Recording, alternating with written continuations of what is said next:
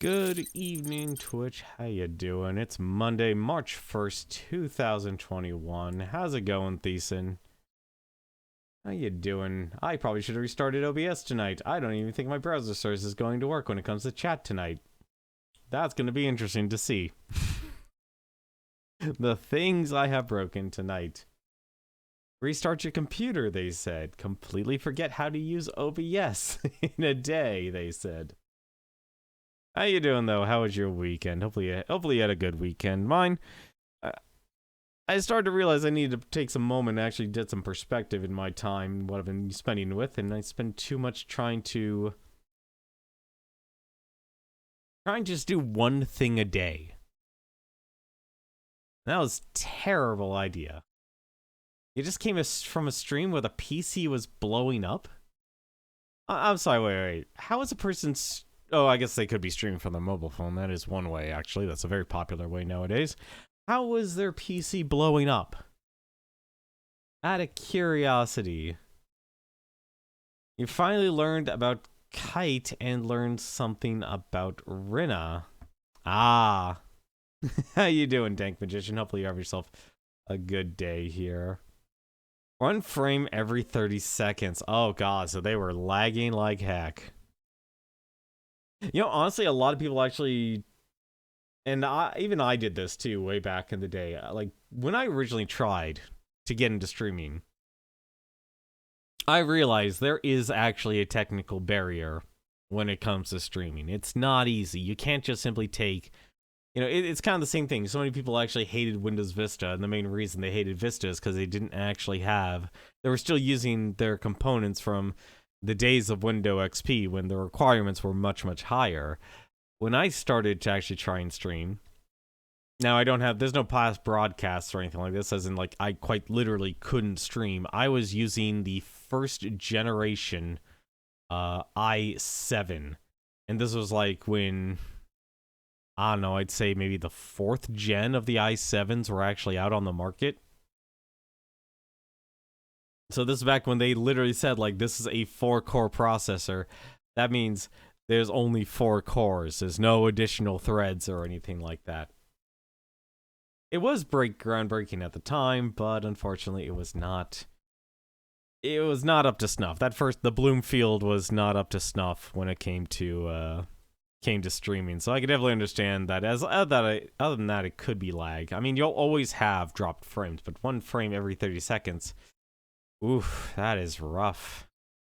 That is rough. I'd say, I'm trying to actually think the last time I've had something like that. Actually, what am I saying? Every time I actually have streamed, it's, like any of my highlights and such, I notice, like, because I use a variable bitrate when it comes to recording. Like, streaming, I always use a consistent, but even then, let's be honest, it's never consistent. Good, from what I read, we pretty much missed out on the easy way of recruiting Rina. Makes sense. I figure there'll be maybe another way or something like that, or maybe it might be connected to unlocking another character and such. Like I said, let's be honest about Ephemeral Fantasia, and I think I've already said it before. This is an interesting RPG because it tried to do what Majora's Mask is, but it's not a good RPG because the execution, it's just not there. It's completely missing out on it. I wish it was more enjoyable, but it lacks that, like I said, it lacks that Bomber's Notebook, it lacks the direction, and so you're stuck talking to so many characters who aren't even revealing, like, obviously the citizens wouldn't tell you, like, where to go or what to do, but I feel like maybe someone, did you figure out what to do with the painter? Yes, actually, I believe it was Dank Magician actually who gave the hint. I'm trying to remember, actually. So apparently, and here's the inspiration, we kind of have to start going around the island solo. Because apparently to meet the painter, and we did at the very end of the stream, because it was Friday night, I was like, I gotta see if this actually was the answer, because the clue was, you know, to the effect of Three's company. And so what it meant was, I need to go see the painter by myself. Which is so incredibly dumb. Yeah, 3 is a crowd. And so the answer was basically, oh crap, I need to go see him by myself. And so I disbanded the party, went over there, and sure enough, it worked. That was really dumb. It was really dumb. But I feel like it makes me realize, because there's definitely one thing I've been kind of omitting in the back of my mind, is that every single scene that you've done only involves Mouse. And that makes sense. He's the protagonist and such, but I didn't... When I looked, it's like walk into a building, you're just by yourself. You're in all those cutscenes and stuff. It's just you. You're not like... You could have Rummy and Kite in your party, or Claire in your party, and they won't even bat an eye. So that tells me that the way this game was actually designed, and I feel like we've been getting very lucky in terms of progression, was that we apparently need to start going solo. Because I had a thought in my head, is like, wait, what if I just literally go solo and see if I can unlock Rinna? I want you to say, Dank Magician, that's probably not the case, so I'm not going to worry about it. I'd rather just focus on... We got to take things one step at a time. One step at a time. See, won't that make fights a pain? It will make fights very much a pain. It'll make fights extremely long and extremely difficult. But it all depends. I feel like we can have one other character. Like, once... I feel like it, like I said, it's more or less to get the ball rolling. I feel like the painter was really one of the big issues, was that basically, and Ding Magician puts it well, the apprentice should have mentioned that there were way too many people. Like, I'm not going to fault localization or anything like that. I'm going to fault the actual writers when it comes to that, because with, 400 NPCs on the island, there's so much, it's hard to sparse the actual useful information from the junk. And there's a lot of junk you have to basically filter out through. So, why don't we actually get started here? Let's boot things up here and jump right on in.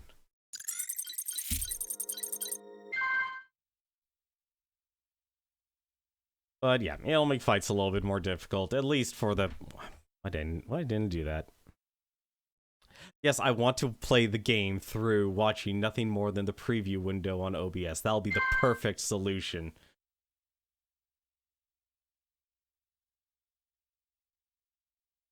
Hey, how's it going, goofy guy? I was mainly interested in Kite and Rinna. Everything else is a mystery to you. Honestly, like I said, I'm surprised you're actually looking this stuff up. How am I doing? I'm doing okay. I'm starting to realize I need to stop focusing so much on trying to do just one thing a day. I need to give myself a bit of variety so I can actually go off and actually say, it's like, hey, you know what I did today? I wrote another guide on another draft, I should say, on OBS. I finally figured out one of my problems, because I was trying to make a comprehensive guide, like each lesson would slowly build off of each other, and I realized, yeah, that's really dumb. Trying to actually design an entire stream using every single source and have them all be interconnected, yeah, that's actually a lot more difficult than you'd think. Like, it'll be easy to actually explain, and this is the direction I've actually chosen to go with, and I had to rewrite some of the drafts and stuff, which is why I'm not outright just publishing them immediately. To require actually rewriting them, because, well, okay, if I'm taking, it's like, because the way I'm doing it is like, overview, here are the properties, because every single source has properties, and then how you actually create it. How do you actually adjust it, change things, and such, so that people will actually look at it and go like, okay, I understand how to actually use a text source, for example. That sort of thing.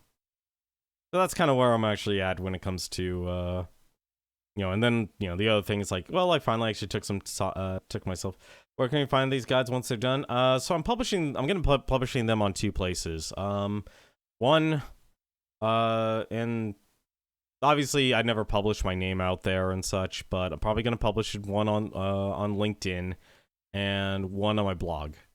So the blog I haven't updated in a while because I realize I've been trying to do a couple other things. I've been trying to teach myself how to code. Trying to at least somewhat get some. Well, trying to learn how to cook for the most part, actually. Basically, try and build like a skill set and stuff, and of course, applying for jobs that takes a lot of time. Unfortunately, you have to write a cover letter and have to write a resume every single time. So when they're done, I'm gonna have two different versions. One obviously for the blog, and then one for my LinkedIn. So when people because I'm finally deciding, you know what, I'm gonna somewhat smash the wall between me and my personal life, so the streaming content, because I might as well actually prove to people it's like, this is actually what I know, this is what I can do, and be able to point to additional content rather than, because I think if anything, the real struggle, honestly, in terms of the modern job market is, congratulations, since you got myself ranting on this. The major problem with the actual modern job market is basically employers, of course, they're looking for the magical employee, basically, who can do everything without a single bit of training. When in reality, let's be honest, the reality is you kind of need to teach people how to actually do the job in your company specific way. But the other half of it is just simply going through the actual hiring process, which you go through an applicant tracking system, an HR, let's just, I'm going to just start calling it corporate resources. They're not human resources, they're corporate resources. Corporate resources then takes like a glance at it. We're talking 6 seconds tops, both your resume and cover letter. And if you're lucky, then you get an interview. And then at that point, it's basically a gut check to see, like, do I actually like you? Do I actually like you as a person? In reality, you really need to create that portfolio.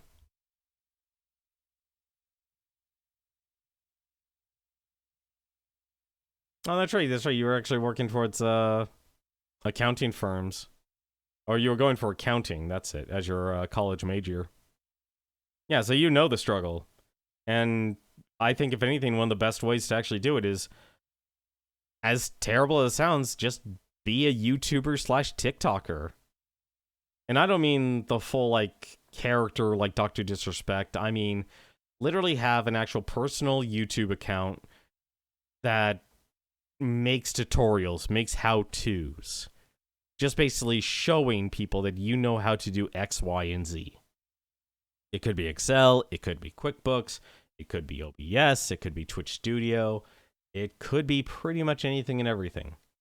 And it's just your own. And I know, obviously, you'll need to know, like, learn things like video editing and Photoshop and such. But even then, that's even more of a skill set, because you'll be able to say, hey, I have good presentation skills. I have customer service skills. I mean, that's why I actually like streaming, is I'm able to just kind of be myself. Not there's still a filter. There'll always be a filter, because let's be honest, I don't need to swear. There are a few times I let it slip, but honestly, for the most part, I don't need to. At least then people know when I'm actually swearing. It's like, oh crap, everyone duck and cover. Alright, let's load the data here, because Rummy, let's be honest, Rummy, I'm amazed I'm alive, because Rummy just got groped by Pelosi. Or Pelosi? I think Pelosi's probably the better way to say it. It's probably Pelosi.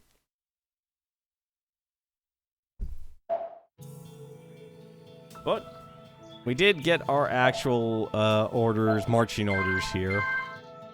We do have a little bit of time to kill here. Because, well, we're supposed to meet Pelosi on between 6 and 9 a.m. on the 3rd day. So we have a little bit of time to kill here.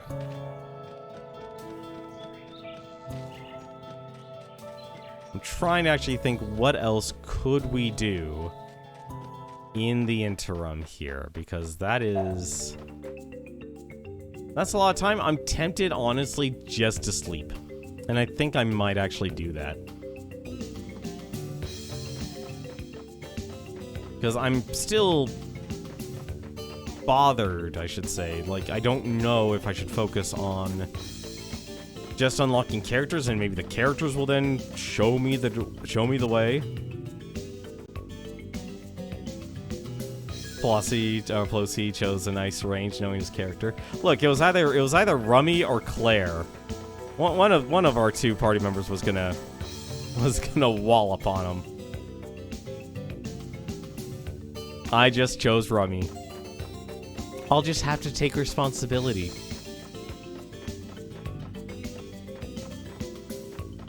I say I'm part of the Rummy fan club. What I do? I let her get groped by the island's best artist. I'm such a good friend. I'm such a good friend. All right. Let me take a look here and see what we have here. A moment. Oh, we literally just started. Let me actually, before I start sleeping at the end here, let's go drop off a few things here. I have to take Rummy when it's time to see Pelosi. Yeah, no, I'm gonna keep Rummy in the party. I'm going to assume here, because we're supposed to get into the inner sanctum of the castle, which I'm a little confused about, but, you know, I can roll with it. I'm going to make an assumption here. I'm not going to just fly solo right away, because let's be honest, what kind of artist? Every single artist needs his muse. And we have chosen Rummy to be that muse. So I'm curious, like, where exactly we'll be able to go in this inner sanctum. I think maybe that's the other reason why you have the Death Hyokos. I think I probably would like the Death Hyoko mechanic better if I could actually take them out of my party. That's probably actually my big old gripe with them. For now, though, let me take a look. Let me think about this here for a second. I got right. We can actually go to Nomon Lake here. Actually, no. You know what? We have enough freaking super berries here. I don't need to spend any more money. Got plenty of berries in the bank.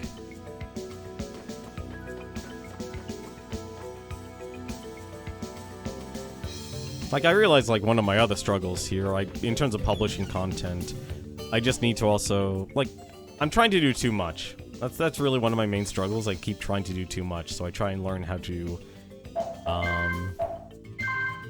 nope, no, we'll leave those there. I'll take 30. Because what, these, yeah, those heal 500.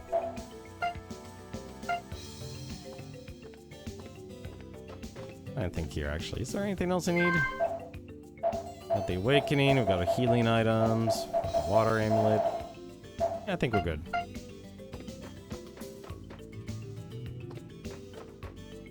Between Rummy's healing and that, we should be fine. I could go and buy some potions, too. But the other thing I've been doing, I finally actually got off my duff and actually started playing a little bit more of, Monster Hunter World Iceborne.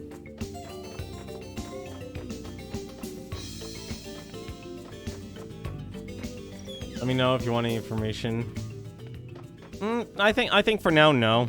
Like, I'll be honest, I'd rather really just kind of, as terrible as it sounds, I think I'd rather just finish the game if possible, but I have a feeling that's not going to be possible.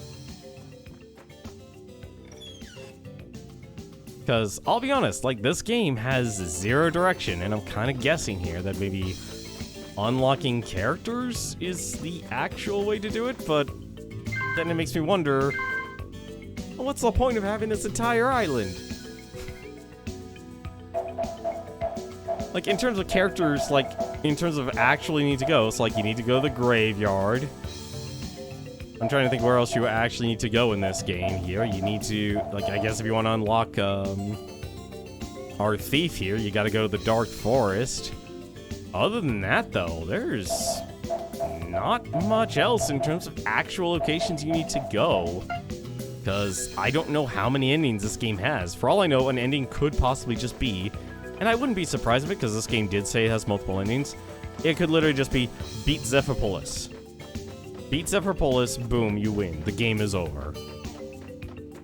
Which would fall in line with the idea that... you basically have... how do you say it? That you would have the speed run be 5 hours long. How the speedrunner would do it, I didn't sit down and watch the entire thing, but I'm super curious. Is there any areas... You know, honestly, the island itself is actually interesting. I just wish you could actually explore a little bit more of it. Because there's still, like, a lot of areas in this game that are just completely blocked off. And that's honestly surprising. And yeah, we're doing the big loops here. 6 a.m. on the third day? Yeah, we should be fine. Mouse the narcoleptic. He's got problems, guys. Alright. Let's go to his house. Let's get ready to roll.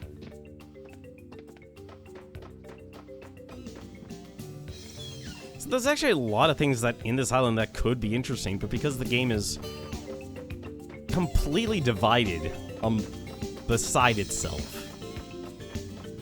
Because, like, to me, I would have literally, like, and this is, I think, if anything, definitely more conventional. I don't even, why am I going this way? I'm going the wrong direction. A more conventional solution would literally be each character, you know, it's kind of like the standard RPG adventure. Meet character, character goes off, meet character at X location. There.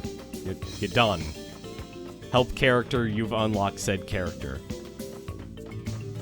I mean, even games like Valkyrie Profile did that.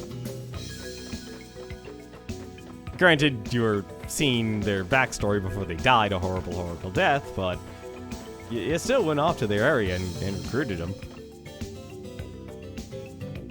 Now that was a good RPG. Now that, I'm sad because I actually have that for the PSP, but I really wish I had it for the I wish I had a PS TV or something. Now wait, can we actually? No, it's locked. So yeah, I think the island had a lot more potential to be more interesting.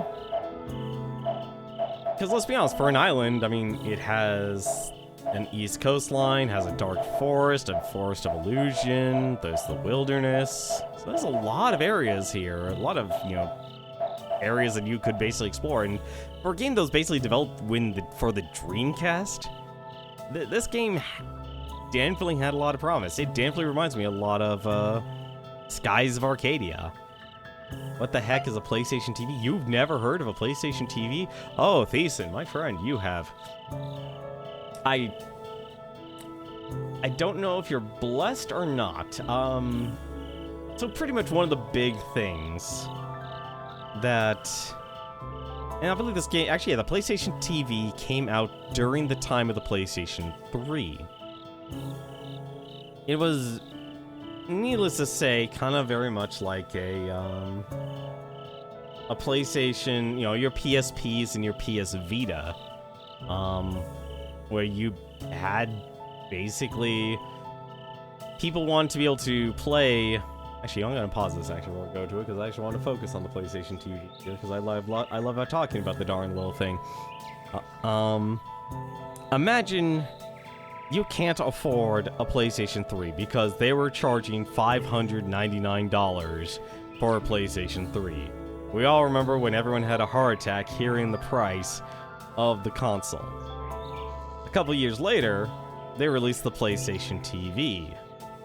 Now imagine you're able to take advantage of the PlayStation, the PlayStation Marketplace, where you could basically buy all your PlayStation games digitally. And the one nice thing that Sony actually did for a long time, and I think to the most point they actually still do, but it's not as versatile as it was back during the time where you could buy a game on their online marketplace and play it on not only your PSP, but your PS Vita and also your PlayStation 3. Because they had compatibility across it, because you were able to play PlayStation 1 and PlayStation 2 games on your handheld systems. It was honestly an amazing time when, everything old was new again. Think of the Wii's Virtual Console. And that effectively was the PlayStation TV. It was basically a virtual console for all of Sony's games. And it had some amazing versatility as well. It would be able to connect over Wi-Fi, so you could actually connect it, or you could connect it to your network, and you could actually stream your PlayStation 3 or PlayStation 4 to another television in your house using the PlayStation TV. Like something basically we kind of take for granted now when it comes to Steam, where it's like, okay, and this is still something that Steam is kind of still struggling with, because even I tried it recently. I tried playing Monster Hunter World on my laptop through streaming my computer, and I'm getting... the game played fine, but visually it was like I was in Minecraft. So much artifacting. Just even standing still, it was a pixelated mess. But the PlayStation TV, though, it could do... It had an HDMI port, and effectively, it just gave you access to the PlayStation Marketplace. So any PlayStation 1 or even PlayStation 2 games, you were able to just play. So it was not only a standalone unit, it was also a streaming unit. And it would even support Vita games as well, by using the, what do you call it? It was very, that was the part where clearly it was falling apart as a device when it tried to integrate the Vita stuff, because, well, the Vita has a touchscreen on the front and back of the darn thing. But, needless to say, though, I remember for the longest time trying to actually get my... Not trying to get my hands on it, I was always at that point where it's like, I want to get one, but I can't really afford it. And that's where I was like, that's why it kind of stands out to me, because I remember, I think it was the lowest price it came down to was literally $100, and that was a bargain, honestly. I should have jumped on that, but this was during a time where I wasn't employed. So, in terms of buying luxury, never mind the fact that you not only had to buy the actual system, you had to buy... I would have to buy a controller, I would have to buy the actual games itself, and of course, the real cost for that entire system, just like the PSP and the PS Vita, they went with proprietary memory cards. And Sony charged a lot for those proprietary memory cards for the Vita and the PSP and such. It was one of the greediest things they've ever, it's kind of like the way Apple does it. It's like, here, we're going to use the lightning bolt.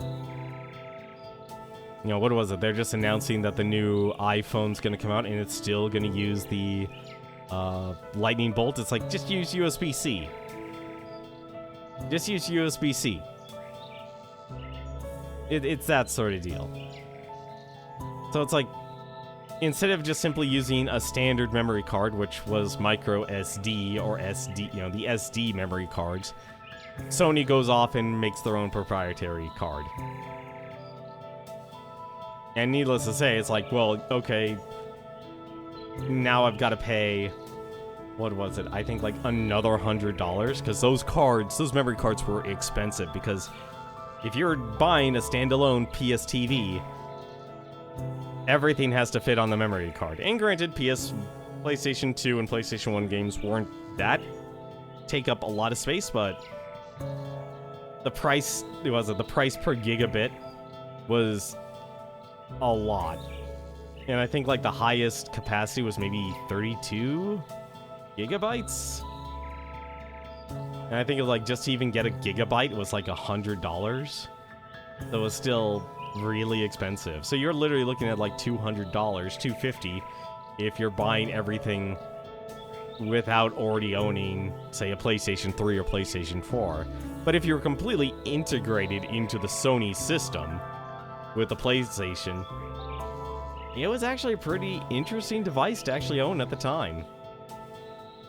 And still technically is. I think the only downside of it is compared to, say, owning the actual physical games, like you're emulating, like say you own a PlayStation 1 game and you're playing it off of the disc on a PlayStation 3, the PlayStation 3 is going to make that look so much better than if you were from the PlayStation Marketplace.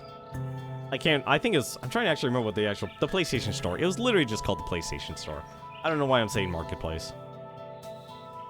But yeah, it's somewhat similar to what Xbox is trying to do with the USB system. Exactly. It's very similar to that. You basically have everything on this little proprietary memory card on the Xbox Series X, and you can effectively take your entire game library from console to console. You can go to your friend's house and just boot up basically your account and everything.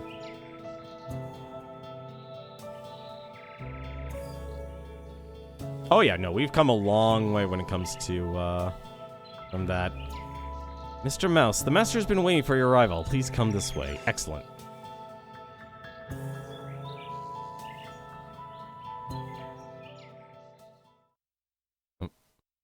Got the jazz? Well, let's get this started. Come on, my friends.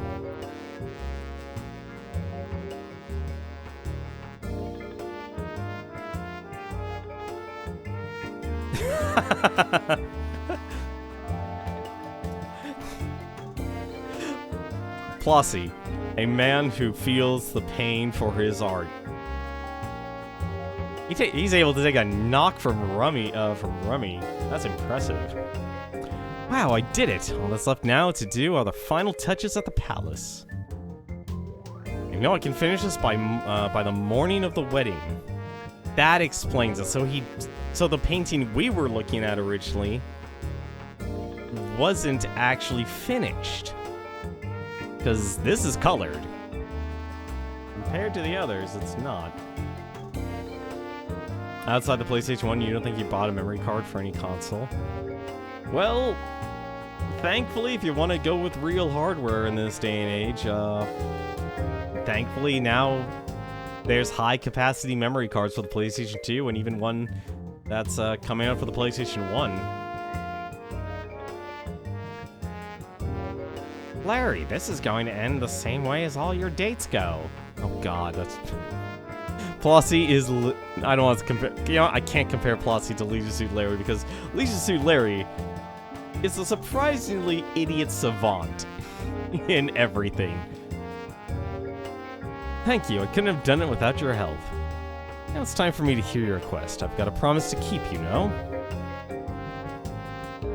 Mouse explained the true state of things. So you're saying you want me to help rescue the princess? When you start talking about the temporal closures in the spell of time, I don't know what to say. It's not that I don't like strange tales, but a promise is a promise. I'll do as you ask. I'm the only one who's supposed to be able to get in the palace. What do you plan to do?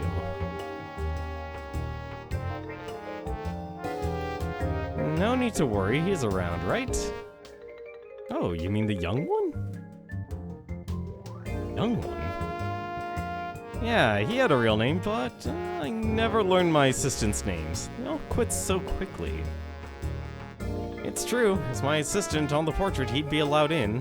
Well, what do you plan to do? Shall we call him? Hey, young one. Is there something you need? Come with me. I'm gonna mug you. I'm literally gonna mug him. Whoa!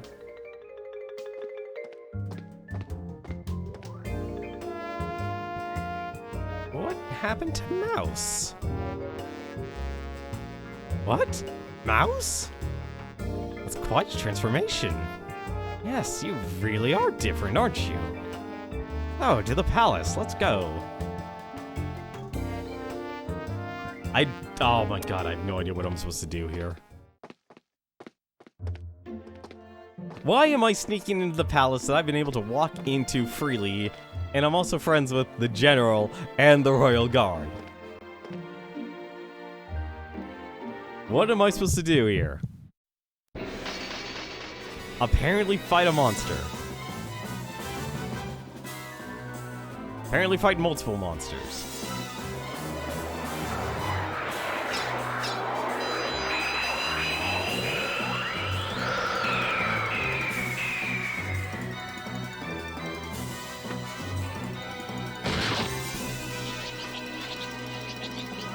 They believe in their artwork.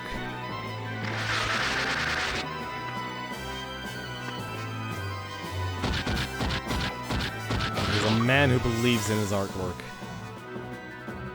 The problem is he only does 15 damage right now.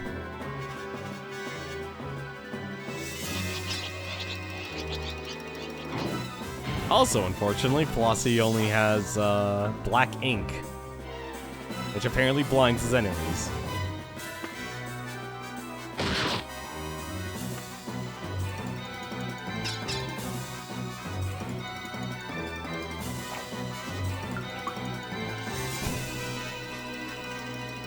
I don't think we'll be using Flossie for this adventure.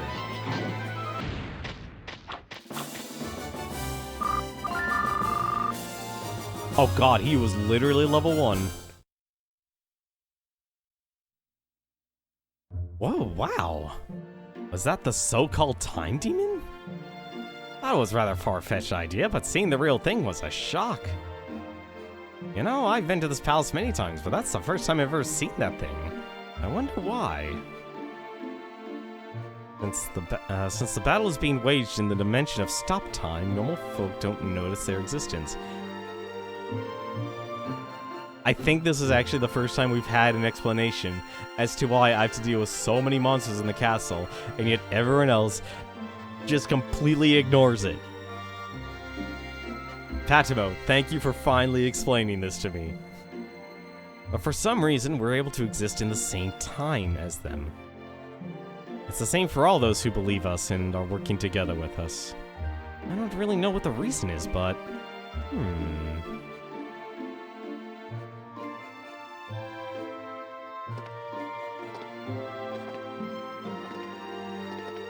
Oh my god, I just realized he's been inspired with Rummy. Rummy is nowhere... The princess is nowhere near as busty as Rummy. People, I ask you all to leave here at once. What? But... You're interfering with Master Flossie's concentration. Besides, I do not wish to have a crowd watch me while I get my portrait painted. Now please, hurry. Honestly, I could imagine L'Oreal just being so deadpan with everything.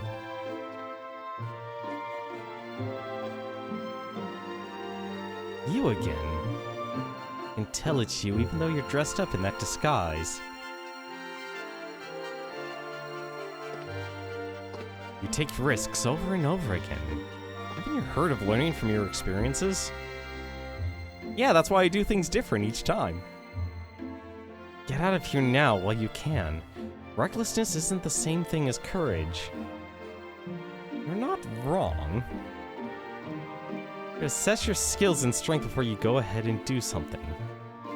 That's not very becoming expression, Princess L'Oreal. What? It's not finished yet, but this is what your portrait looks like right now. I don't want it to look too differently from what you actually look like. So if possible, do you think you could make an expression similar to this?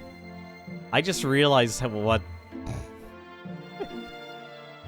You know, flattening is a very interesting expression once I actually look at that artwork. I don't think that truly looks like her. That looks like her, but at the same time, that face. That face. This is a sketch I made with Mouse's help. He gave me a lot of advice and suggestions. I drew this while listening to his impression of you. That's why it looks like this. It seems this is how he envisions you. Actually, he's probably just hoping you'll look at him like this, you know?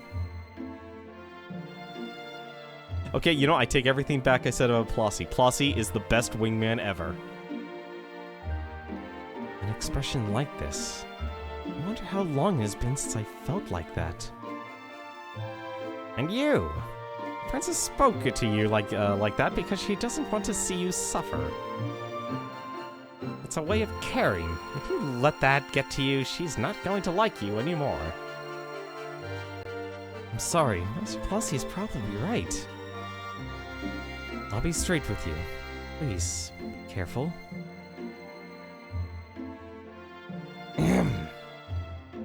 I'd like to get to work on the portrait.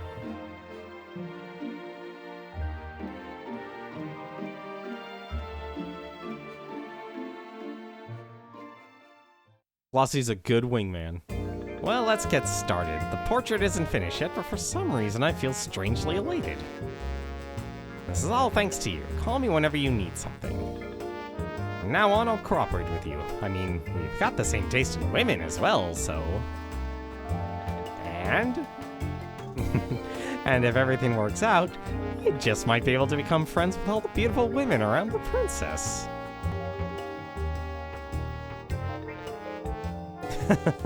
That's a very good reason indeed. I look forward to working with you. Welcome, mate. Welcome, mate. I can't believe it was actually that. I mean, Flossie's heart has shifted. Flossie's awakened from the spell of time. You know what? We will. We'll include him. Okay, shall we go now, Mouse? Is it really just me and him? It really is just me and him.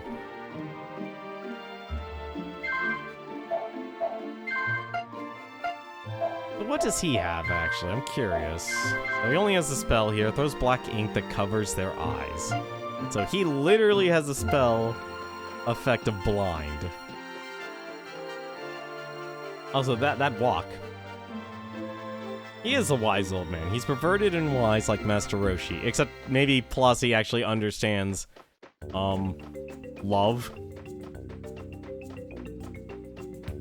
I don't... Actually, no, I guess... Actually, okay, question. Do we actually believe the fact that, do I even have any money? I do have money, okay.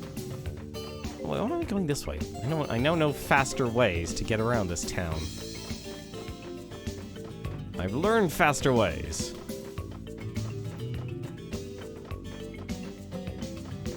Well, let's go see who the fortune teller says that we can actually go rescue next.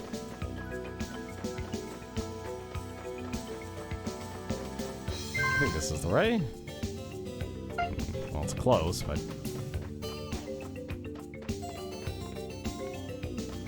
Get out of my way.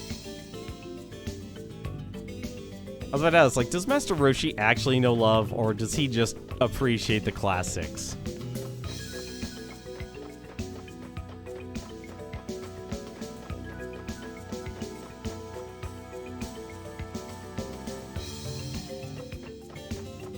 Also, I'll still like this music. Damn, I've got to find the soundtrack for this game somewhere. Alright. The best fortune teller on the island. Let's see. Specialize in matters of the love and matters of the heart. Alright. Alright, let's get started. Alright, this is quite... I can see... Yes, I can see it all. This man is very cunning. I see a man who is carrying a sad burden. His friends... His girlfriend, you will bring something huge. Something very large will be taken. Will be taken. I think they're talking about our thief here. I mean, nothing's bigger than losing your life. Also, I just realized what time it is. Hang on a second. Oh, I hate...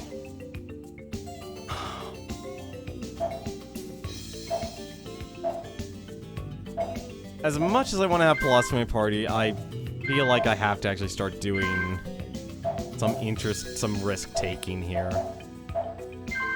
And unfortunately, that means I've got to actually... If his mags mean anything, you probably already know the answer. No, like, let's be honest, everyone already had... Well, okay, maybe not anymore, but people used to have magazines. Used to. Alright, with skills. What the heck is skills? There. Alright. So, let's see if I can actually do something here. I doubt I can, but given that's the third day, but you never know. You never know.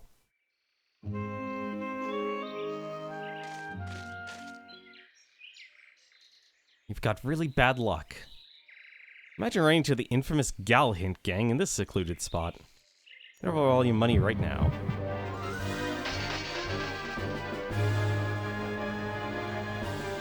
I'm assuming this is who they mean. Because I'm trying to actually think who else I could actually... Actually, I'm trying to think who else can I actually help here. Wasi,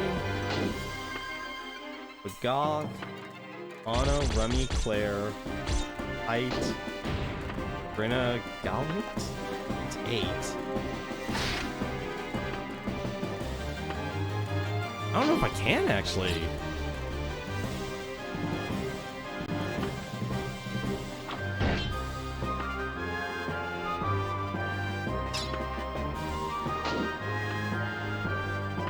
I'm trying to think if there is anyone else actually I could rescue.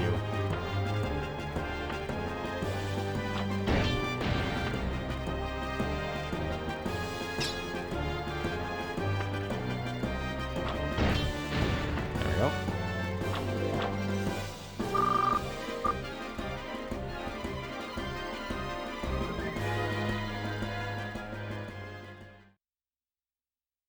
Not bad, not bad. Now I'm going to destroy you. Aw.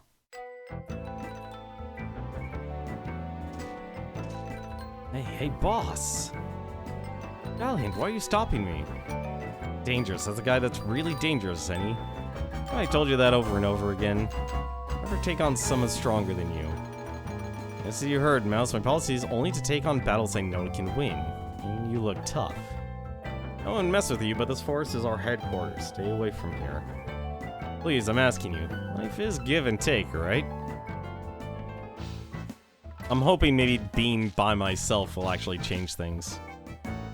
My Galhint, if you join me, we'd definitely be able to take on that guy. You idiot, didn't you figure out fighting him? We're in the same business.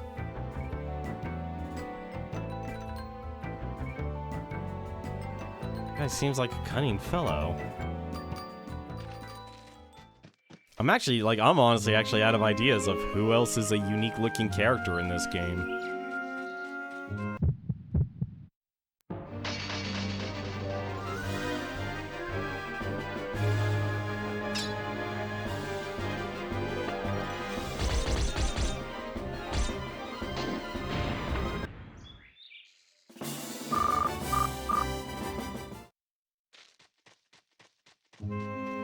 Because there's no one else on my list I can think of, honestly. And there's our answer. Literally, you have to travel solo. Hey, you! Hey there, you! You've got guts, buddy. You know this place here's the bandits' hideout. As long as you don't get in the way, I don't care if you drop by. I mean, we're in the same business after all. Oh, maybe this isn't. Oh, maybe that's not the answer then. Zen's flipped over our leader. Be careful what you say, otherwise she might cut off your head.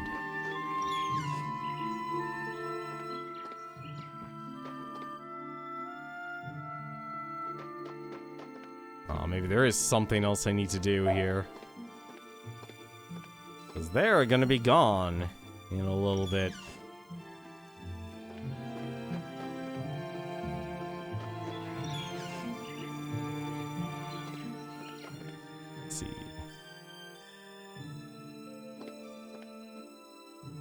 You like playing? He wants to play dominoes. I don't think there's anything else I could do.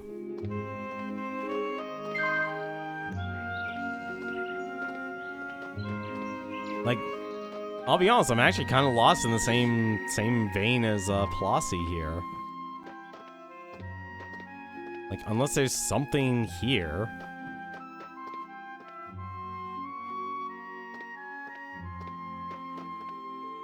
Like, unless I'm able to find them before they go into town, that might actually be the answer.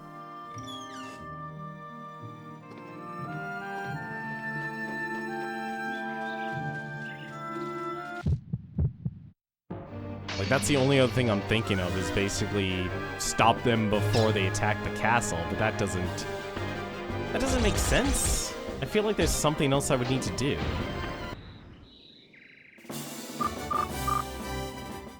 Because we know they said those rumors of them attacking the town. 5 potion. Money. Gold. Empty inside.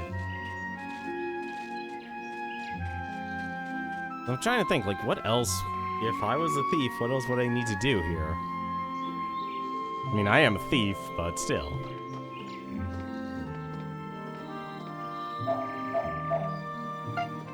I doubt I need to win at dominoes. That wouldn't make sense. Maybe I need to wait outside the house. Maybe that's the answer. Because I can't talk to Galhint here.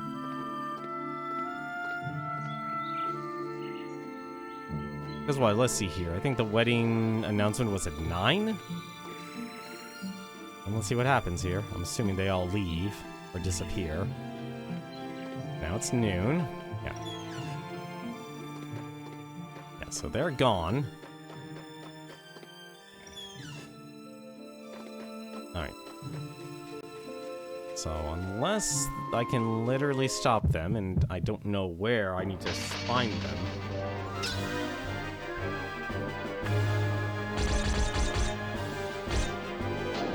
I mean, at least the positive side with Mouse is that he has basically AoE clears.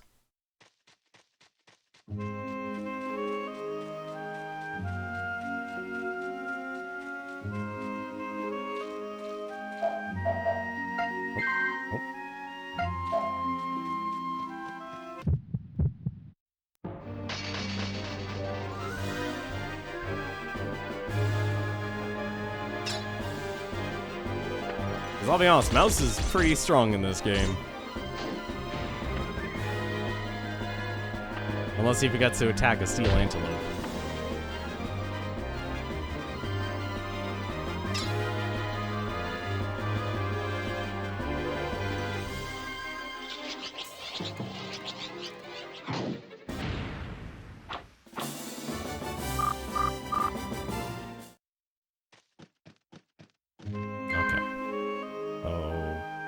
Very unlikely they're there, so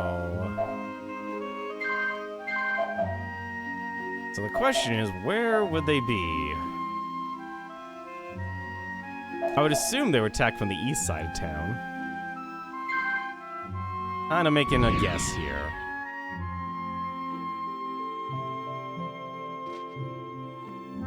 Or it could literally throw me at the ruins. Okay.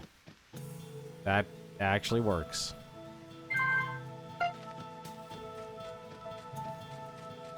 Maybe if I go to Rena's secret spot. Maybe they're using the secret spot. Maybe I need to help out with the raid.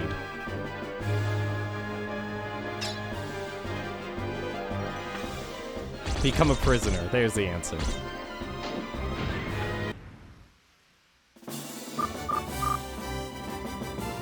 Viva la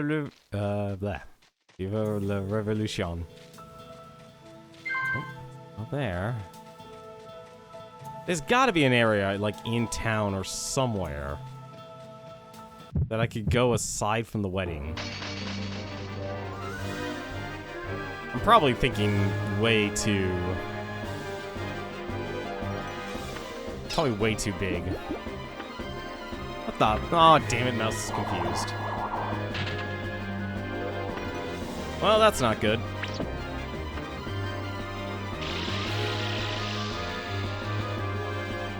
Well, let's hope Mouse doesn't attack himself.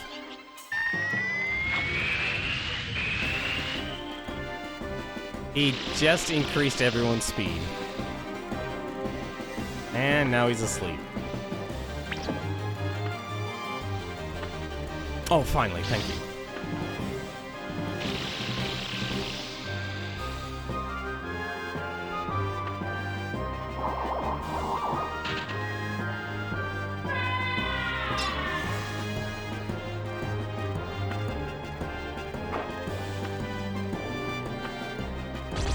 Just take one of them out, please.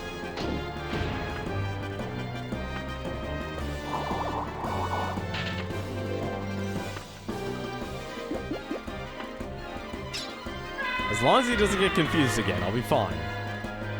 Flowers go boom. There you go.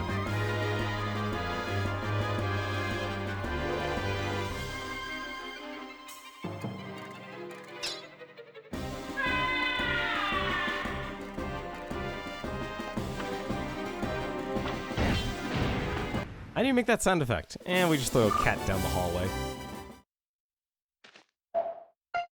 Alright, let's see.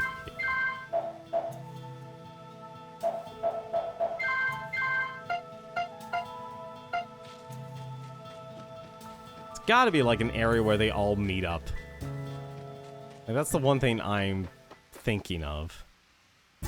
Want to become strong. Is it true you can't get strong unless you fight actual battles? Not interested in talking to outsiders. Have any of you maybe checked the inn? Which inn? Like, Brenna's inn?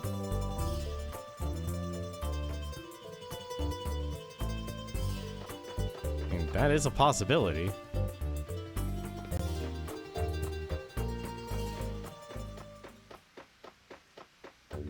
You know what, are we actually literally about to... Yeah, we're about to walk past it. Any of them? Maybe.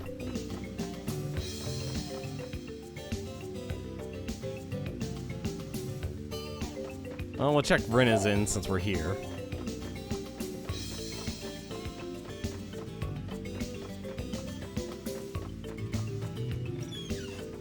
Although I don't know why. Why would thieves want to stop by an inn? Excuse me, sir. Wedding messenger came from the castle requesting your presence at the wedding announcement reception tonight.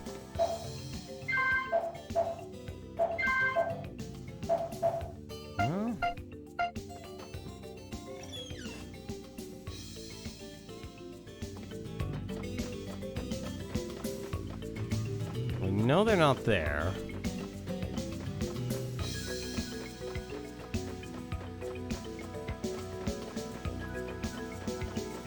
Maybe if I wait outside the gates. Or... Actually, wait a minute. Did I already miss it? No, that can't be right.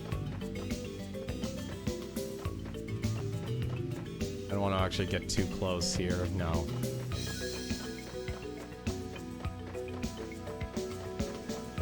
There's got to be something.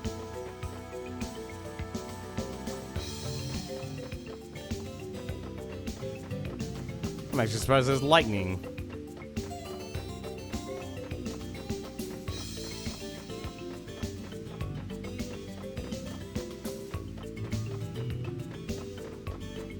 Because I don't think I've missed the wedding announcement. Yes, I don't think I did. Actually, I'm fairly confident we did, actually.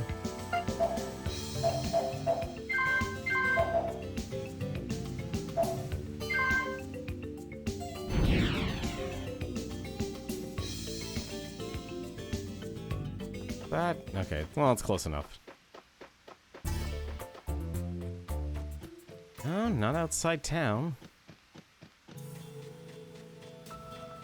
I feel like Galahad would be using Runa's secret spot, but I don't know why.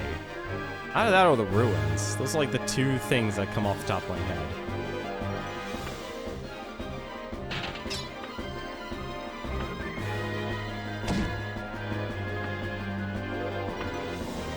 Unless I need to read the clue again, then maybe it's that. It's a shame nobody really talks. I mean, let me think about this. So I could probably meet the bandits. The only problem is I need to find them on like day 2. That's like the big challenge. I feel like you actually meet Galahint. You can meet Galahint a lot earlier.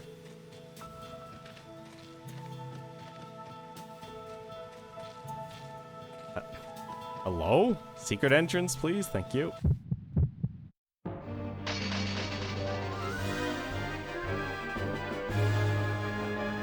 Oh, this is the worst thing.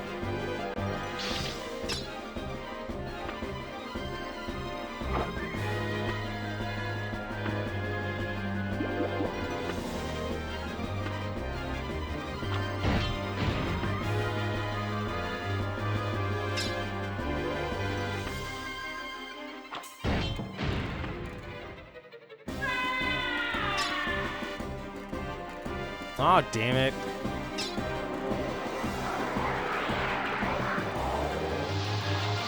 What the heck? Oh, morale. Oh, that must be Kite's ability then. He's just gonna keep casting spells for everyone else.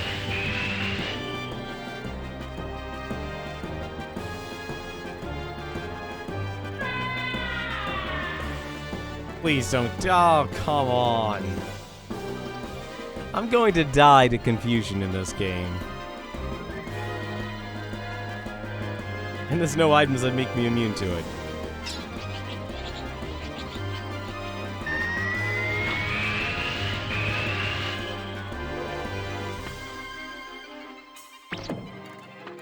I am quite literally going to die because of this. Mouse, please recover.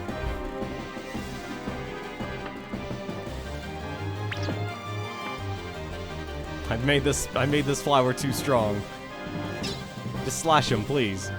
Get the initiative. That's the risk of going solo in this game that I don't like.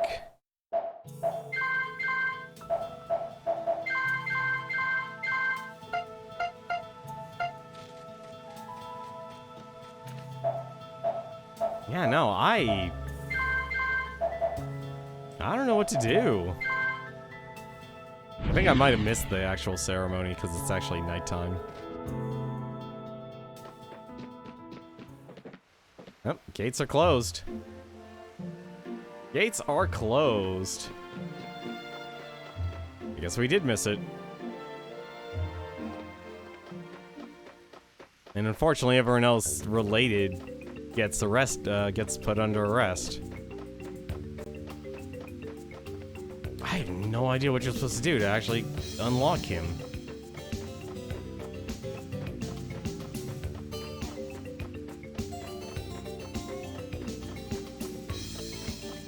I probably have to meet him on the first day or something.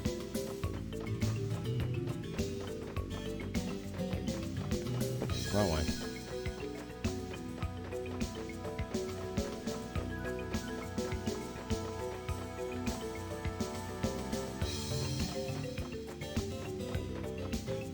I assume I messed up when she ran off. That's my feeling. I feel like that was like a one-time deal. There's probably another way to unlock her, but I don't know yet. I feel like that's what, I feel like that's probably what we missed.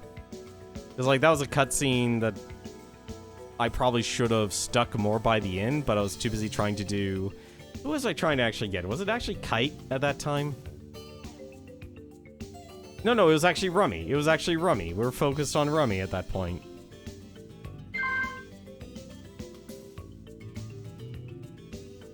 This is a man who's very cunning. I see a man who is carrying a sad burden. His friends, his girlfriend, you will bring something huge. How am I supposed to bring something huge? Something very large will be taken. Will be taken. Unless taken means his life. I got nothing.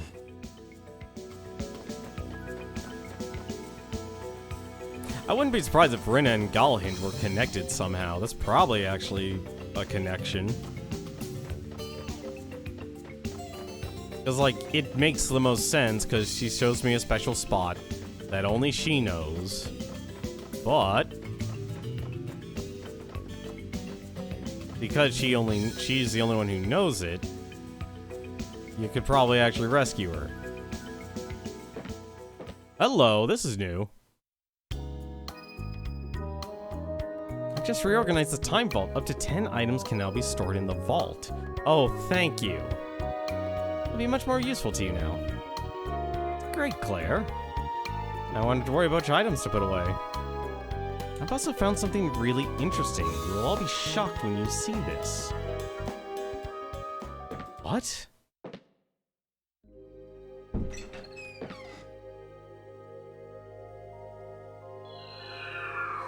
I, Claire, beseech thee, sliders of the world of time, call forth my brethren.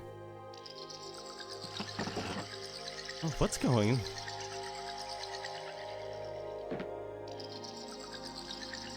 Freaky.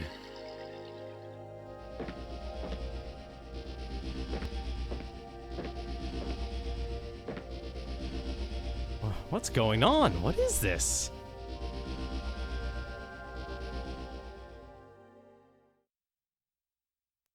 See? Pretty useful, huh? If you use this mirror, you can communicate with your party at any time. That's if the person who is called isn't under the influence of time magic. And they have to really want to come to where you are. These two conditions must be met. Wait, that latter condition there, that's a bit confusing. If these conditions are not met, it won't be possible to call your party. So from now on, when you want to replace members of your party, go to the mirror. When you want to organize your items mouse, use the time vault as before.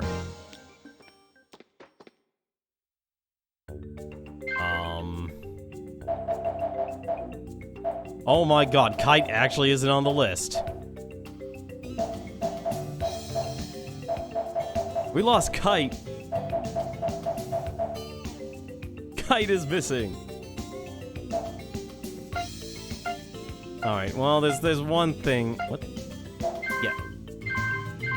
Yes, it's okay to go solo.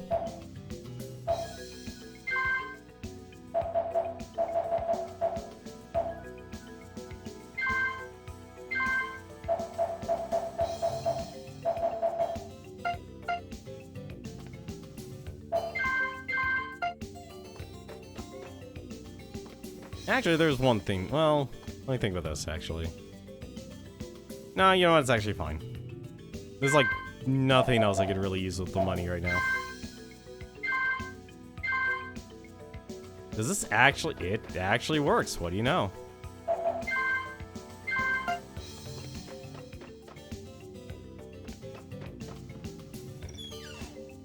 I'm guessing... Oh, right. It's nighttime, so Claire can't actually, Claire's at the inn drinking her life away.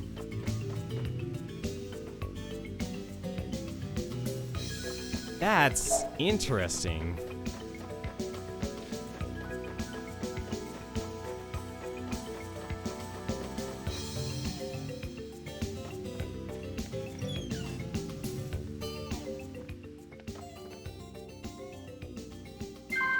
Let's actually upgrade his weapon. That is gonna be expensive for him. I know we're not really using Backlog here, but still, I'd rather have someone upgrade it, have their armor and defense, or their attack and defense upgraded than none at all. You're meant to talk to the innkeeper day 3 around 7 p.m. You'll tell you Rinna hasn't come back.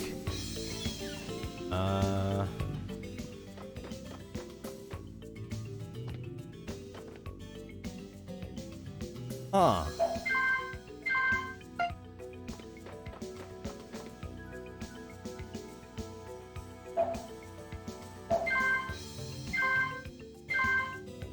Yep, that actually will get rid of him. That is so much better than having to actually run around the island here. Why wasn't that ability given to me before?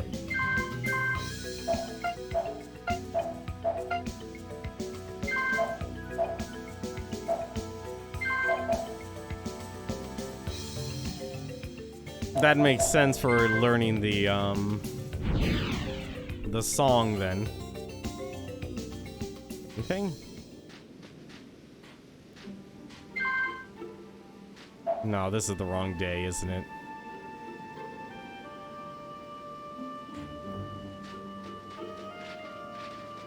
Well,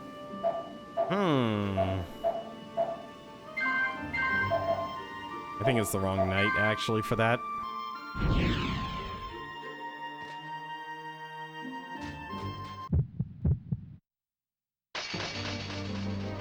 Why Zephyropolis has been... Oh god, I'm the one who's gonna be saying Sephiroth now, thanks to you, dank magician.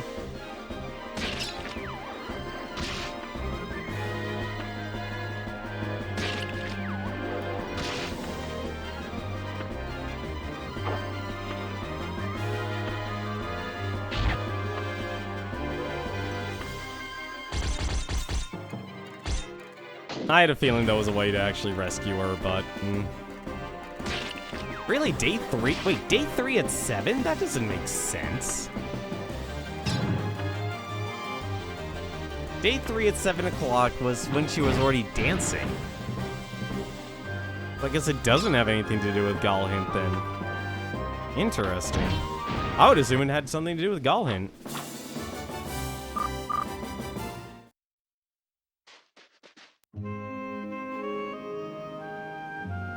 Never seen a well this big before.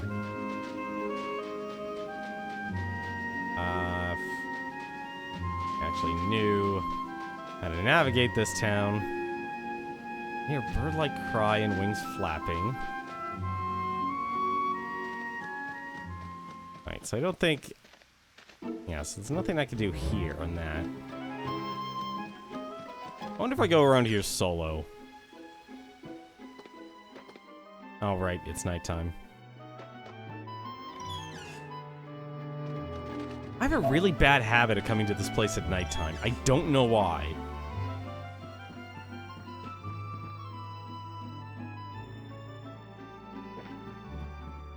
Wait, what did you say? What do you think the person who came here before went? Really aren't that all interested, to be quite honest. Was someone else here besides Mouse?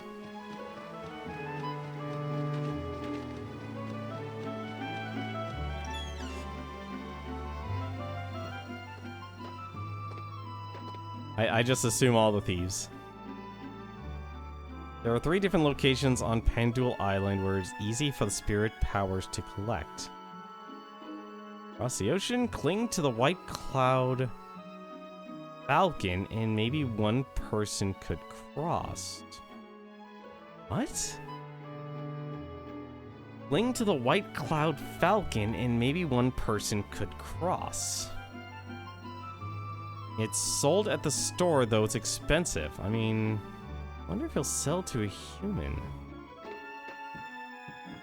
What? This entire game is apparently asking you to actually play this game with just mouse.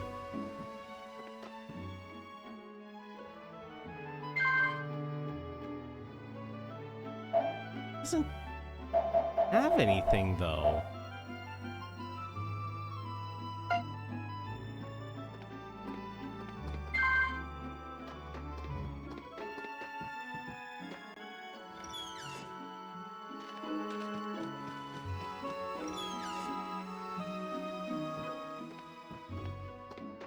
You know, for a village of, like... For a business of... For a town of people who don't care about material things, them charging a lot of money for stuff That kind of hurts. Characters are all saying something new.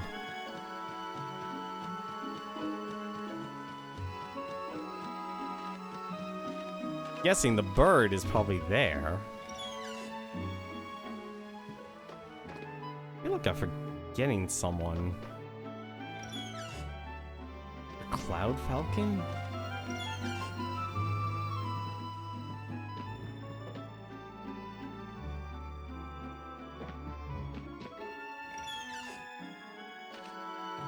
Maybe I had to come here on day one. Oh my god, what happens if I come here on day one?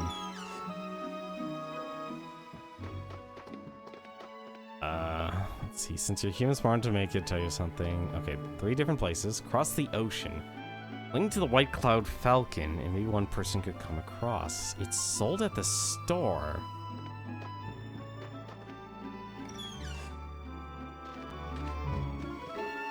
Oh, maybe the guy that actually... Maybe it's not the vendor. Maybe it's the person inside the house. That's actually probably who it is. So, in other words, I'm kinda stuck waiting, aren't I? Actually, no, we're not stuck. We're not stuck waiting. Let's actually take some initiative here.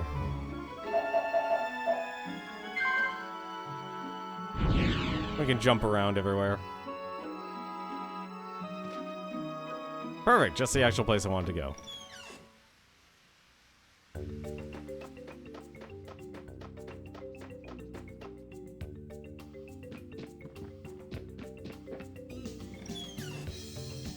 So, Galhant, Kite... I didn't even check the time. What time is it? I'll give you 3 hours. 3 hours. Let's go grab our money. And we shall see what we can do at the Village of the Clouds.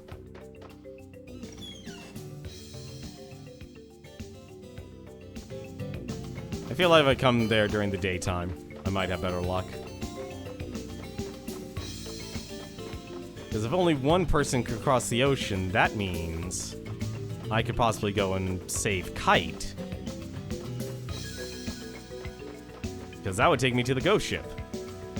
See, this is the moon logic. This is the moon logic. Alright. Grab the money. Draw the money. And then we'll go to the Village of Clouds.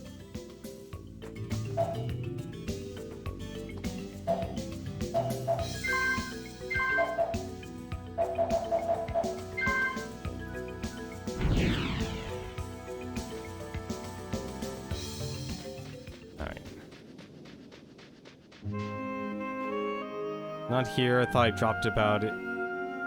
Wait, what did you say? It's not here. I thought I dropped it around here somewhere, but... Oops. Oh no, I've been overheard. I mean, she dropped something. What the heck did she drop? What reaches the heavens is what connects us. What's that for the hint? Don't tell me there's like an item I'm supposed to find here. Don't worry, I've got like 20 of those live berries.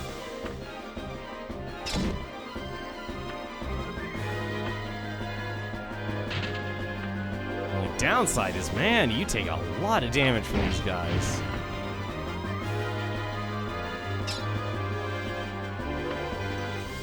Alright, level up Slash. Oh, he does a lot more damage.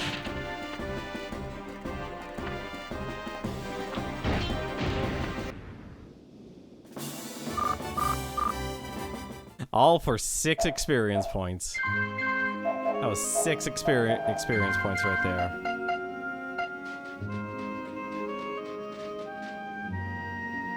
There's a shadow for your eyes, right? Why do your shadows appear?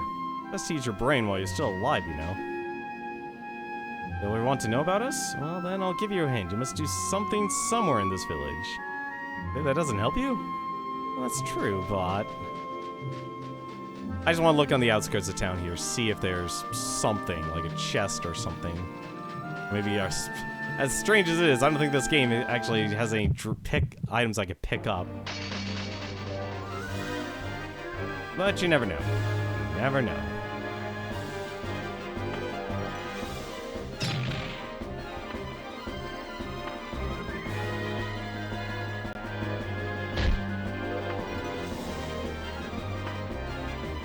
At least the enemies on the beach don't do a lot of damage. Because I definitely didn't see any chests on the way to the village here.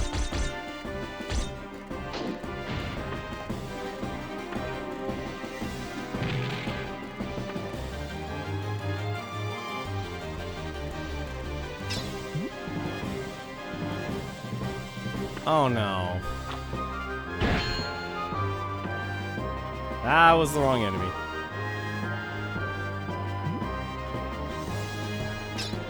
Okay. So kill Slut Dog B, or Shelt Dog B.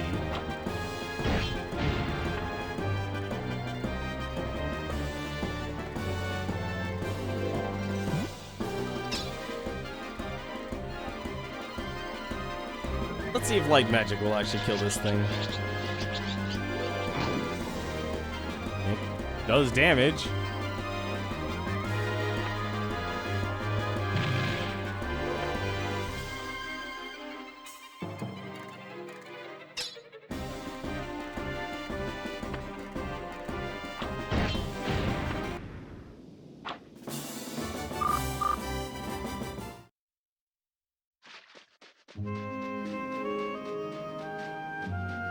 Let's see. Anything behind the tree? No. Oh, I think there would actually be like some sort of key somewhere. Is anyone inside the house? Go home, human. This village has no use for humans.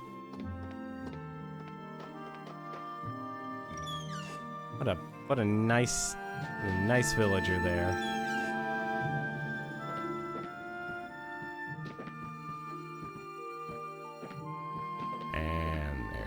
No one here. Alright, let's go actually in through the portal here.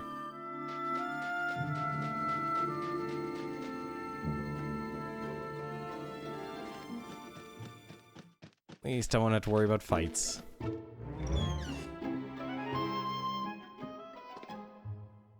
Alright, human, I'm surprised you managed to find your way here. Well, guess he's not the one who takes care of the burb.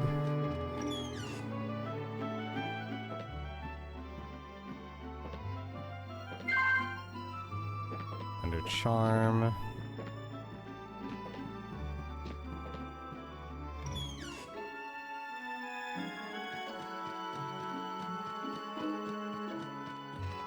Alright. It is hard to find here, isn't it? I would like to praise you, so I will sell you anything. Lizard fish. No, she doesn't sell anything special either.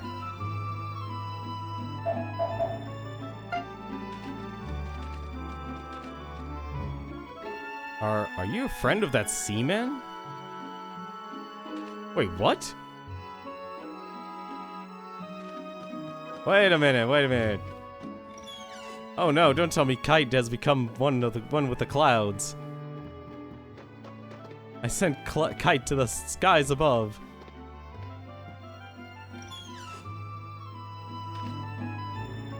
I'm not particularly fond of humans down there in the lower lands of Earth. I need to commend you those who have the brains to make it all the way up here. For your stay. Wait, I was in this house, right? I guess it was.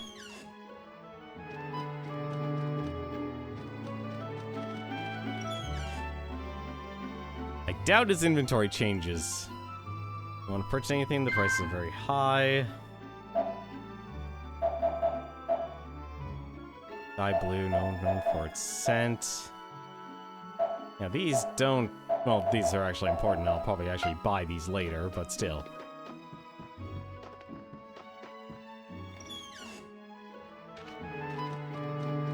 And we can't just take a not pickaxe, a crowbar and just crack open the lock. We pay no attention to time. We're waiting for the magic to disappear.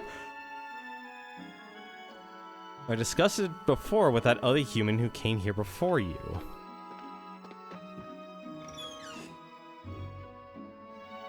There's definitely someone else here, so I should probably actually go here on day 1.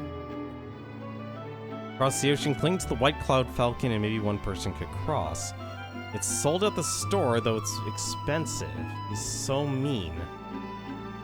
I wonder if he'll sell to a human.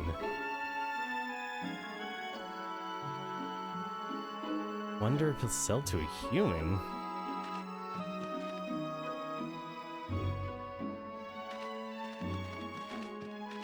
This is a weird... That's such a weird hint.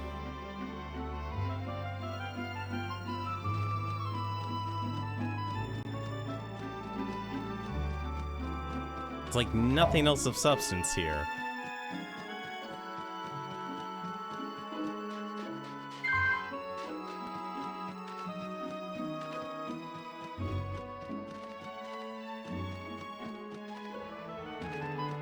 No, I don't... It doesn't look like there's anything else either. There's no items or anything to pick up either.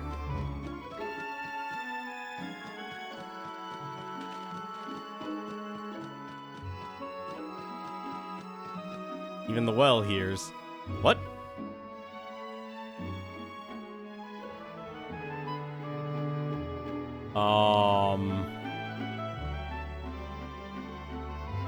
To think that the island rises high in the sky like that. Could it be that the seaman who saw the scene below was shocked by it was Kite?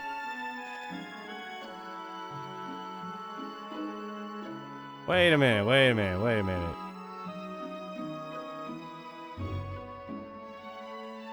So that's the...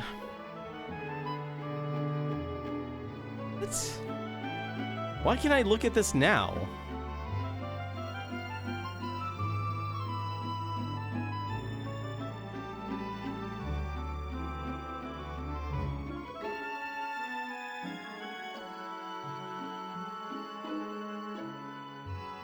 I'm so confused by what this game has to offer here.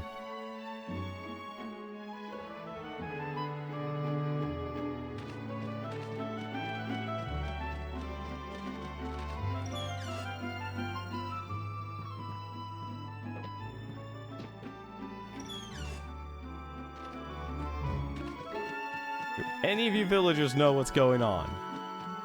I am very curious.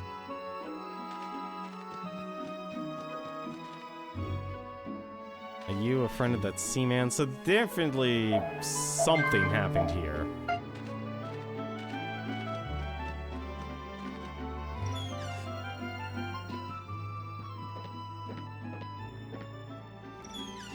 Something definitely happened here.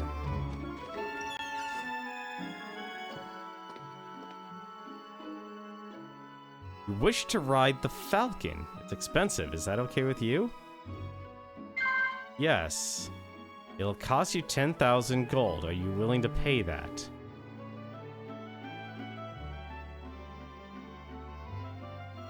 Sure.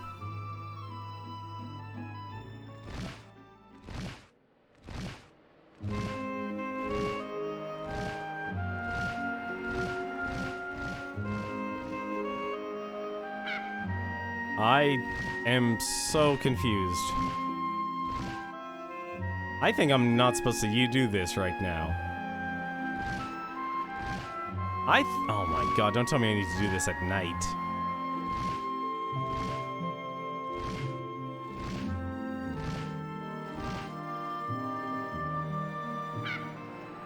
Or I just get brought to an island, okay.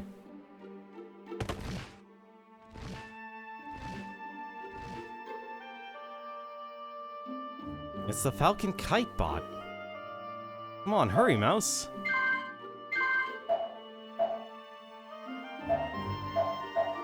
I would assume this part sucks, honestly.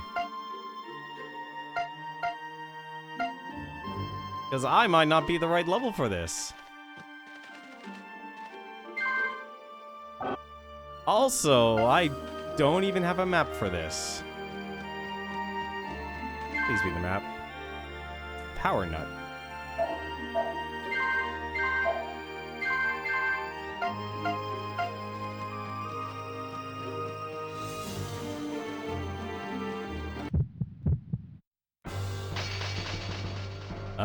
I do not like this music. Oh my god. Please only do so much damage. Okay, thank you, thank you. 4 damage is fine.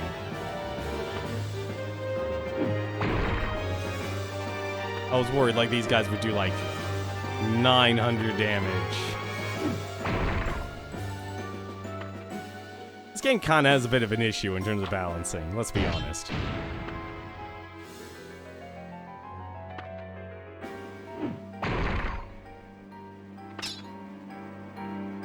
See if Slash actually can kill these guys. That'll just make this fight a lot faster. Giga Blooper, is that you? Okay, we can just kill him with Slash, that's fine. Faster attacks are better in this game.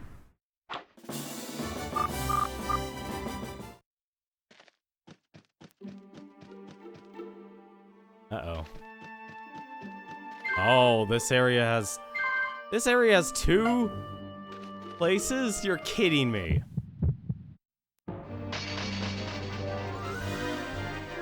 Oh no. Please don't do damage. Thank you.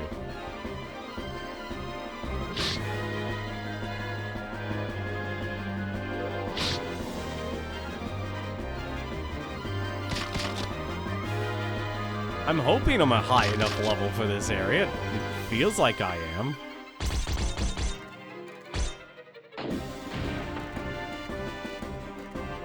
I can't believe I had to wander this game solo. That's just like... That's just salt in the wound there.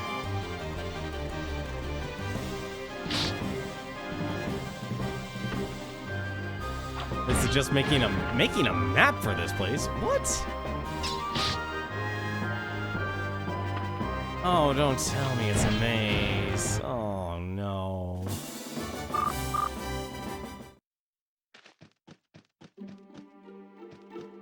Well, wait a minute. That means there has to be, like, a piece of map or something.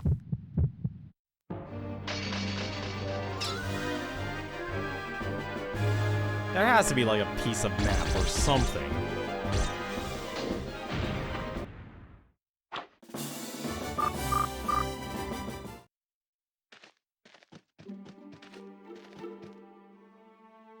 I don't think there's a piece of map for this.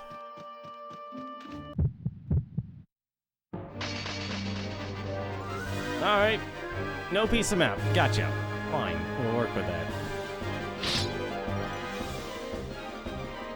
Oh, please don't paralyze me.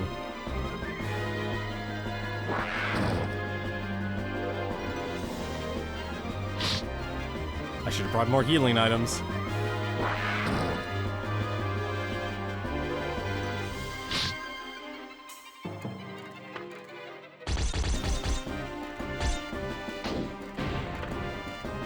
There are 3 of them.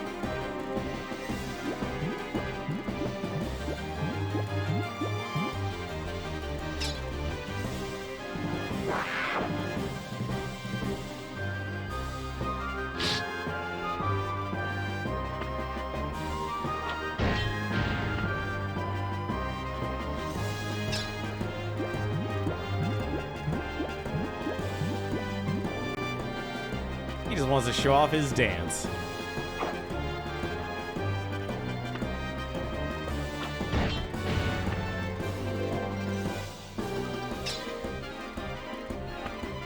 I'm surprised there's all this single player stuff. That's what's confusing. Oh, thank God, they actually gave me a library. Okay, so this is definitely a big old swamp.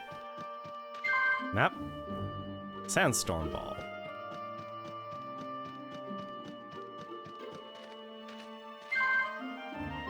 A revive potion. I just want to walk around before I actually check the center.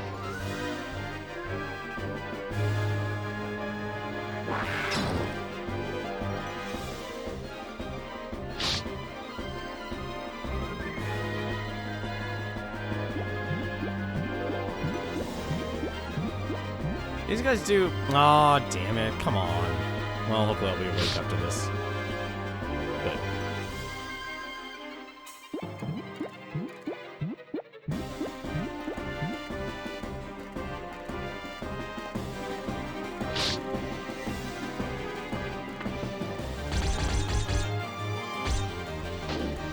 Okay. Is there two of them? No, for the other two.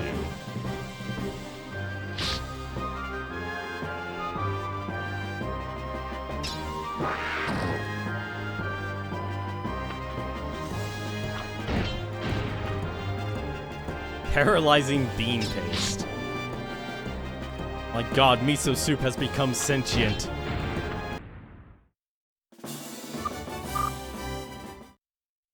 At least it gives me healing items. Nothing was found. Okay.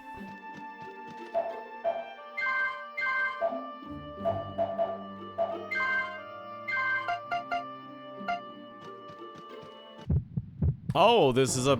Okay, it's a literal ruin. Okay, it's an actual ruin. A new Harvest Moon game comes out tomorrow. Really? I'll be honest, I was never... Simulation games... I don't hate simulation games. I used to love playing simulation games, but then... I don't know. I never got into the Harvest Moon franchise. Like, I still actually have Stardew Valley, but I've never played it. I probably actually should. I could probably learn a good deal of lessons from that game. From the story, at least.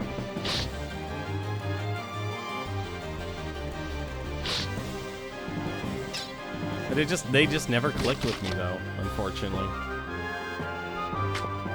I'm guessing you like playing Harvest Moon, Stardew Valley, and such?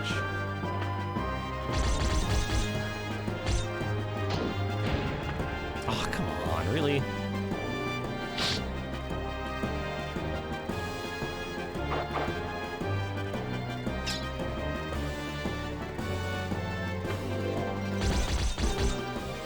Like, I'll be honest, like, I'm honestly kind of bummed out I haven't been able to, like, buy the latest games or anything like that. And I know I don't really have the... I really shouldn't have the time to play them. I could make the time to play them, but I'm not. Just simply because, like, do I really want to use what money I have to buy those games? Alright. I guess in we go. It's into the dungeon.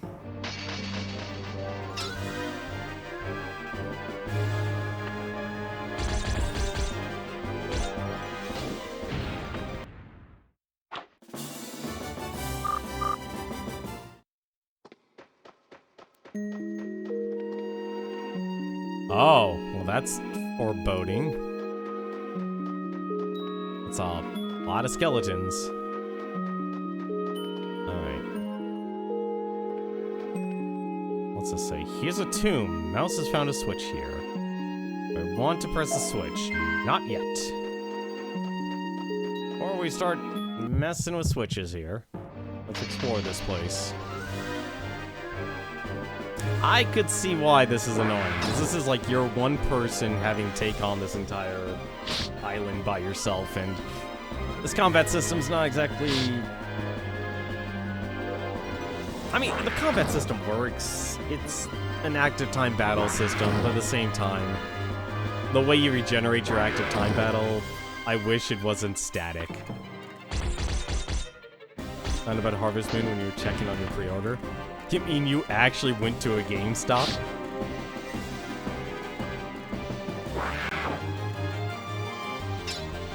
Speaking of GameStop, I'm surprised the stock actually has been increasing again. It went from, Was it last week on Friday? It was around $50. Now it's back up to 100. Well, actually, 112.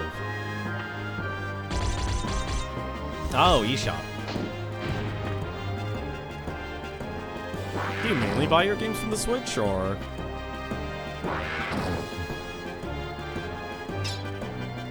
Okay, last group.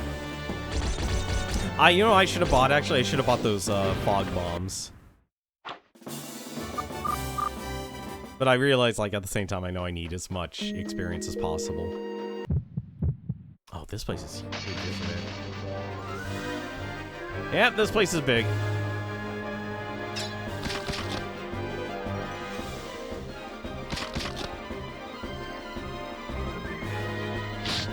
Like, it's sad that there's so many games that are coming out. Please don't be an instant kill. Oh, thank you. Okay, I think I'm actually over level for this. I think I'm over level for this. I should be actually fine.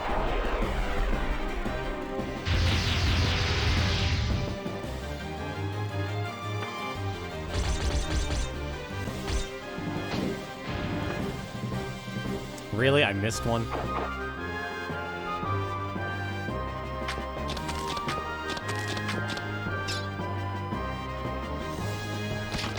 You can cancel your pre-order until a week? Really? Interesting. See, call it influence from John Bain, Total Biscuit, but I've realized that for the most part, pre-ordering's not a good practice, actually, for most people.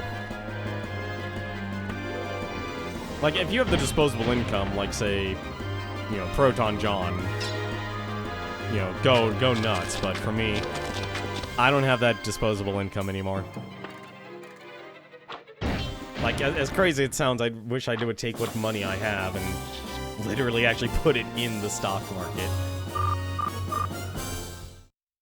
Because I'll be honest, like, if I have over 200 games... If I have over 200 games, then I'm kinda spoiled on choice here.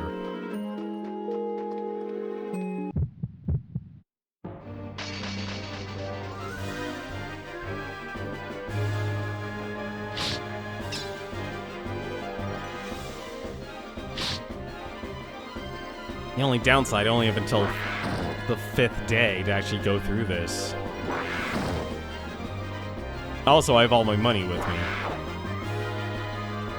Kind of another problem.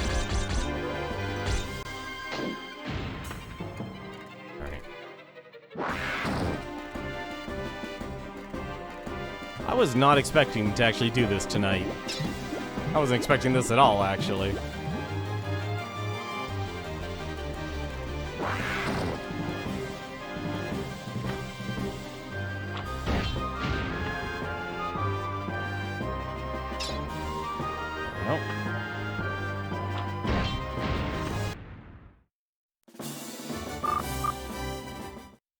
Super Live Berry. Mouse has found another berry. Normally you don't, but Monster Hunter's been interested since 2008, 2009. Oh, so you're gonna buy Monster Hunter Rise when it comes out?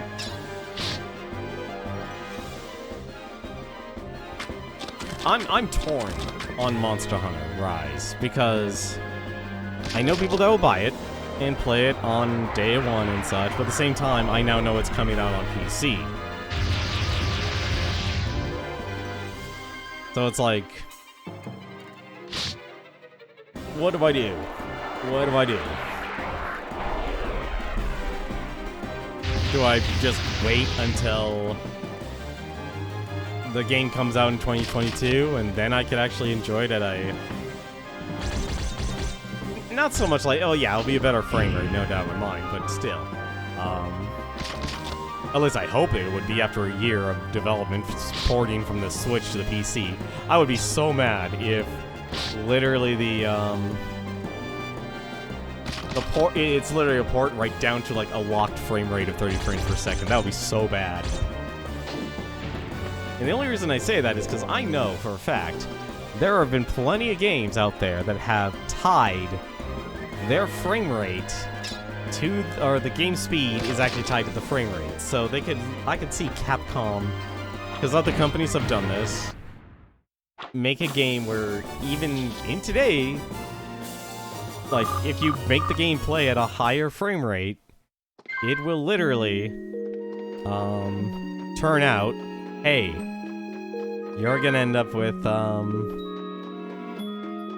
you're only gonna end up with, what do you call it, 30 frames per second once the PC version comes out.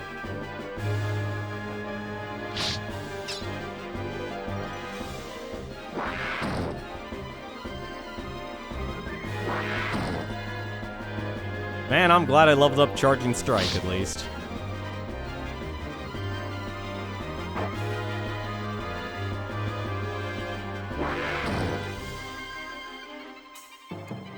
Especially since it was built to work for the Switch first, plus higher frames for this game equals harder game in general. Not necessarily. Like I said, there's some games that are perfectly fine. Like, they don't have the speed time tied to the frame rate, because sometimes people actually are smart with the game development. But there are other times where it's like the moment you adjust the frame rate. I'm trying to actually think of an example, actually, because I know I've played this game before. I honestly just can't remember off the top of my head because they're just so few and far between.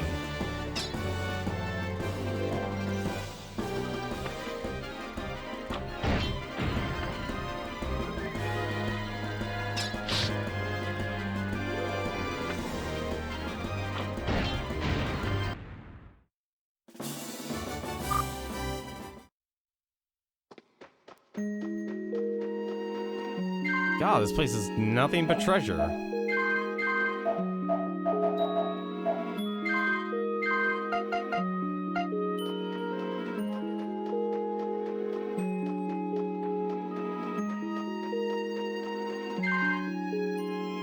sand mirage.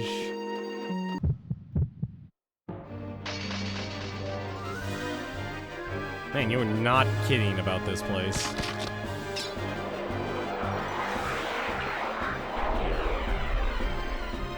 Please let mouse attack first, just to take out most of these enemies. Nope. These enemies are fast.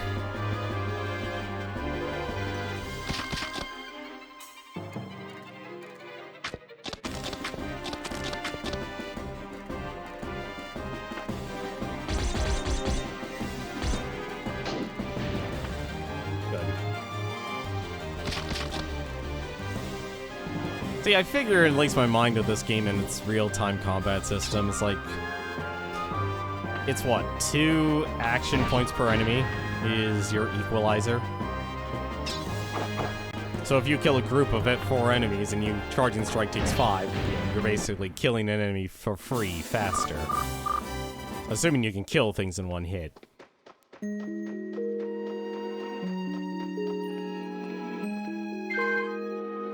Also found an ice charm. Probably gonna need that. What is with this maze?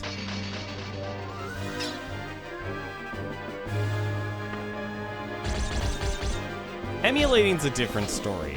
Emulating is always gonna be a kind of weird situation. Because like there's artificial ways to increase the speed.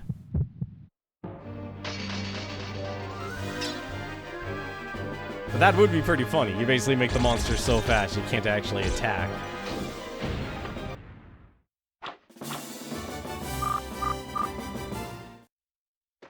I just noticed these enemies drop a lot of money. A scabbard fish.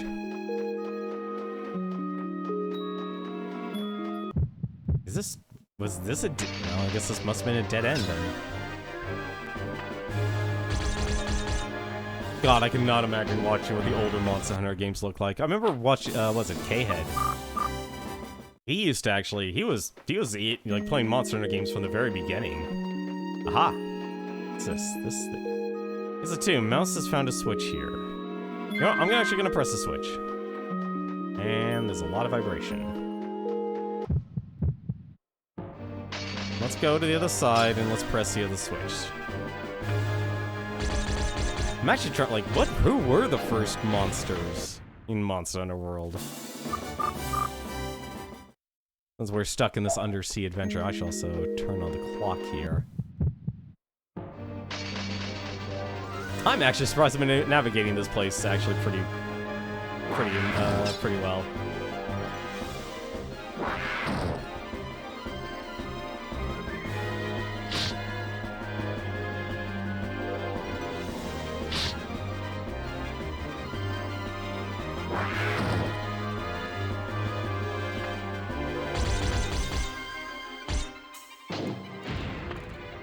Oh, Devil Joe? Wait, how long has Devil Joe been in the Monster Hunter franchise?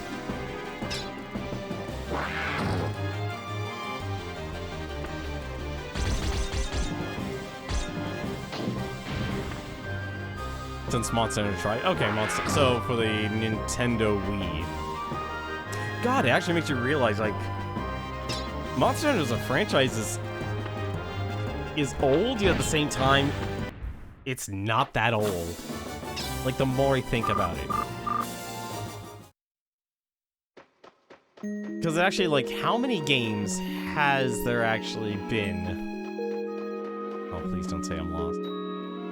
Wait, did I get all these chests? Call me crazy here. I need to just keep the map at nautical north here. That's what I need to do.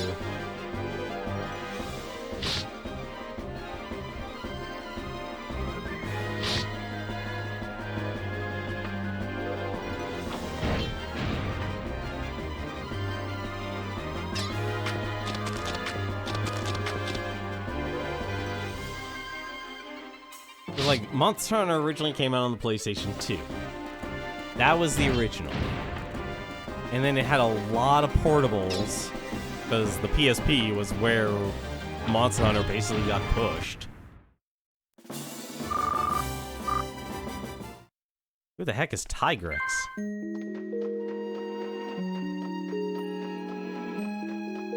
I've never heard of Tigrex. See, I'm only familiar with Monster Hunter World monsters, so we're talking, oh god, Puke, obviously Devil Joe, Rathalos, Rathian, Banbaro. I love, what is it, NCH's videos on that. That's just adorable. It's Banbaro time! Just parodying the Hamtaro theme song. That was so good. That was another artist. I'm fairly confident it was NCH. He really... Oh god, this is... Oh god, this is a mess of an area.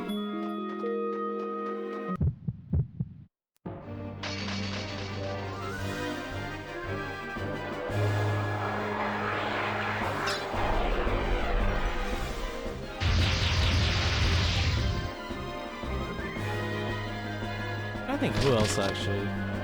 There's so many monsters. It's like when I'm playing it, I just have like, I don't have a Wikipedia knowledge, but it's like, oh okay, I know who I'm fighting here. It was added in Iceborne along with Nargikuya? Yeah, so I haven't actually, so as far as I've gotten in Iceborne, I've only just ran into Banbaro. And I've known about Banbaro because of NCH productions on YouTube. He makes a lot of great, funny comedy shorts. I think it's NCH Productions. Fairly certain it's him.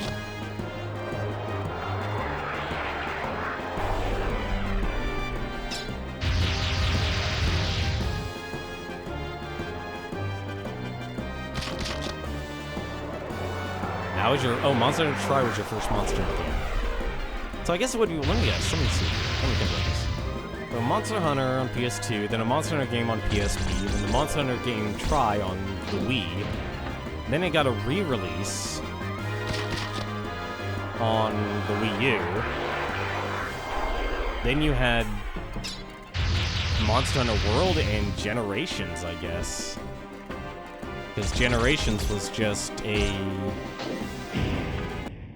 like a collection using the old engine.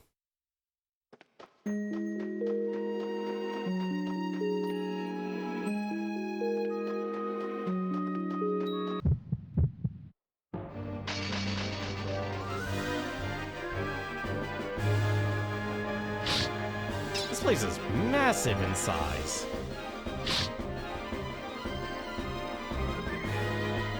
I just realized how big this entire palace is just simply because of,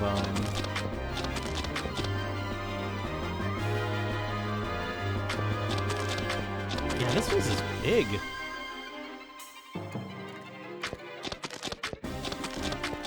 It's essentially an expansion to Freedom 2. Oh, right, okay, so there were more games, and there's Monster Hunter Freedom. Oh, come on, really? I missed one.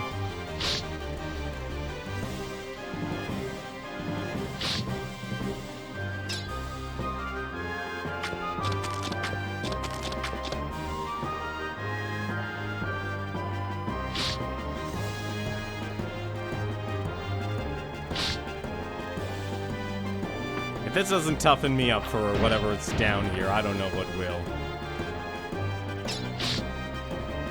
I was not expecting to do this tonight.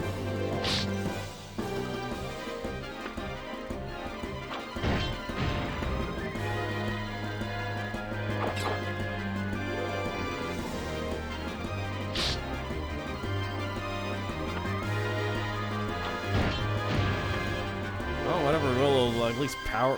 If this doesn't bring my abilities up to level 10, I don't know what will.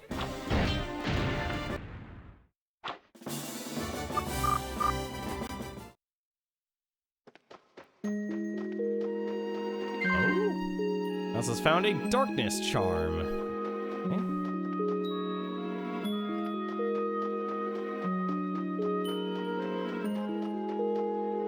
Okay, that's gotta be it then. So let's hit the other switch and let's find out what that does.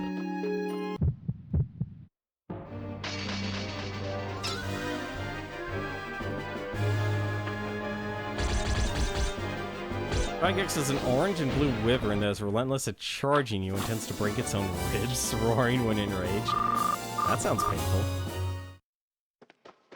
I'm only getting 5 experience per thing. Switch.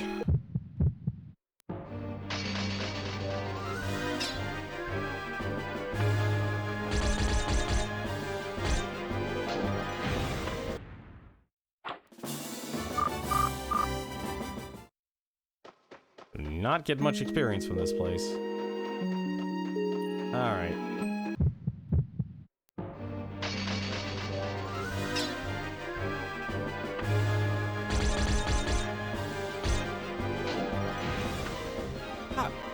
I can't believe I missed 3 of them.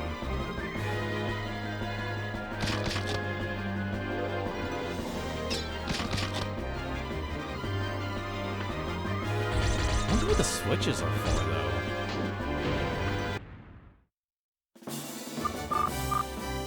I mean, I would assume it's towards progression. Alright. Ha! Bottle. Alright.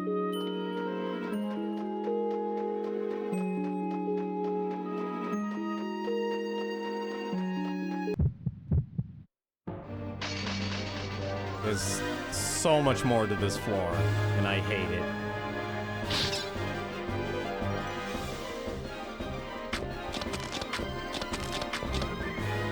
I'm torn, honestly, between using Charging Strike and using just 2 slash attacks to kill a group of 2 enemies in this game.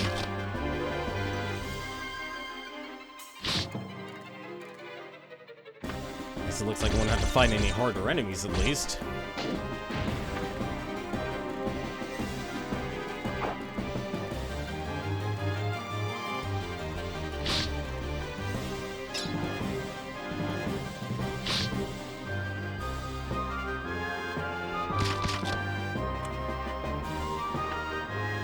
trying to remember, what weapon did you like to use again the most? I always liked using, honestly, like for me, it's sword and shield with the light bow gun is to deal with like the elder dragons or the leshen and such. Those enemies can are just attack so much. It's like, why would you like, unless you have to be the tank. Unless you have to be the tank. That's the only exception.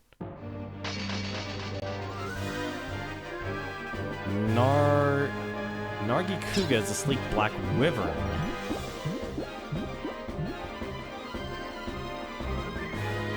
Known as the ambush predator in jungle and forest areas due to its tremendous speed and agility. Huh. Neat.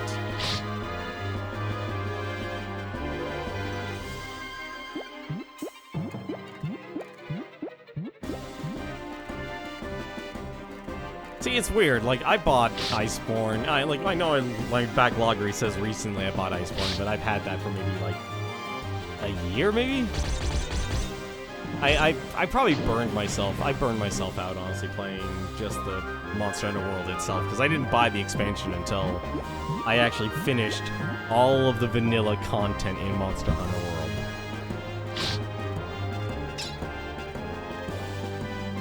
And that includes, like, the Behemoth and such in Final Fantasy. And the Witcher content, too. I think I still have to actually do one more, not the Witcher one, but the raid one. I really hated the raid ones. Like, that is...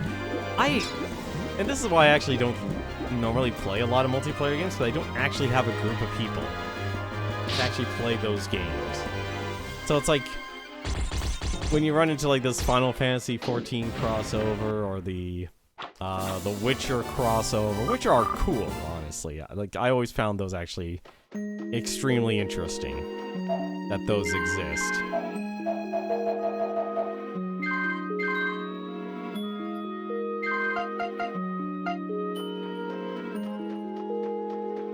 I just want to see if I can explore the rest of this floor, and I can. Cool. It was Hammer and Unite, Switch Axe and Try, Charge Blade and World, and debating the Hunting Horn. Why the Hunting Horn? Do you have? I'm guessing you have a friend. You're gonna play that game with them.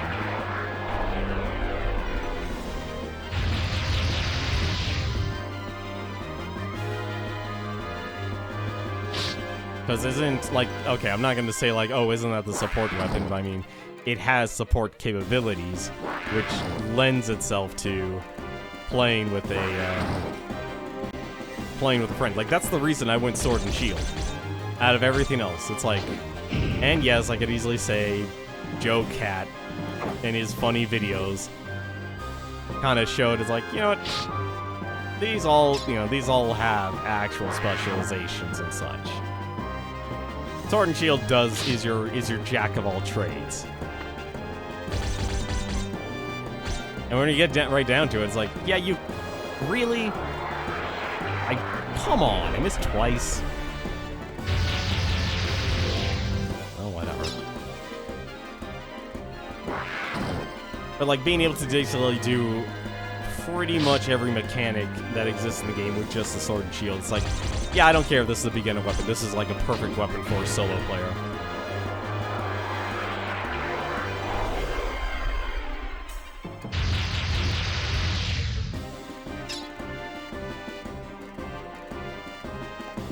Hunting Horn is a lot more fun in Rise, and while it can still be a support weapon, it seems more offensive. Oh, okay, that's cool.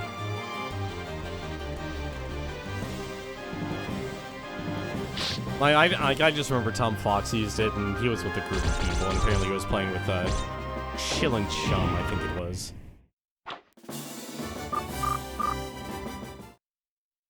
At least I'm gaining health items as I go through this place. What the heck?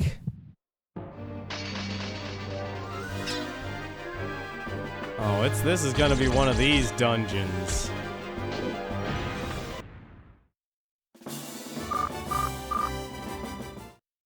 Oh, this is really evil.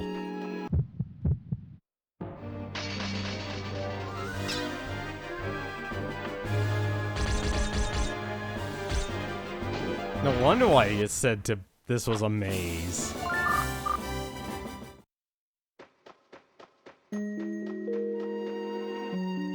Oh, there are so many ways down. Oh, there's so many ways to go down, and I hate it.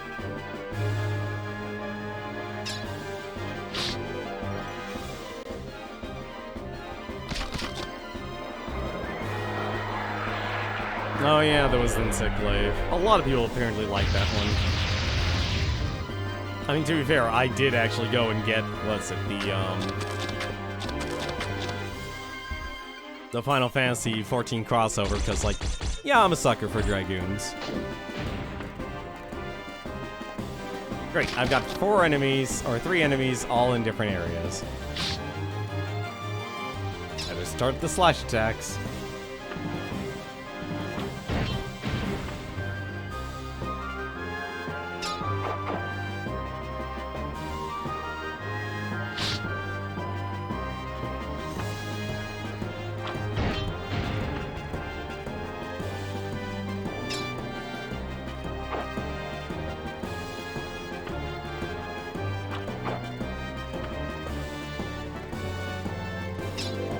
Oh god, I could not imagine myself, like, being forced to grab a different weapon and play Monster Hunter World.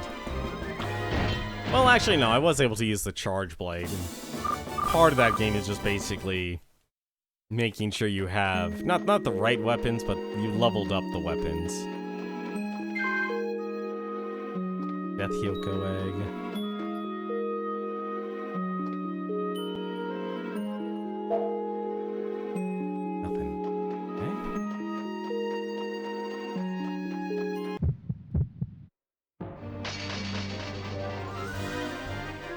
Oh my god, are you kidding me?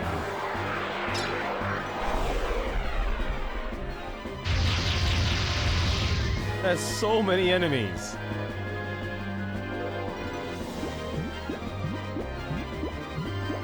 I'm so glad time doesn't advance in combat. I'm so glad time does not advance in combat in this game.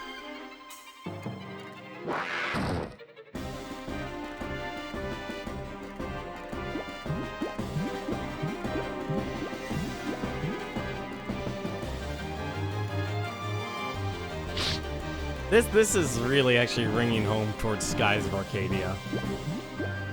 Like, you could kill enemies in Skies of Arcadia really quickly. But the encounter rate is so high. It's honestly ridiculous.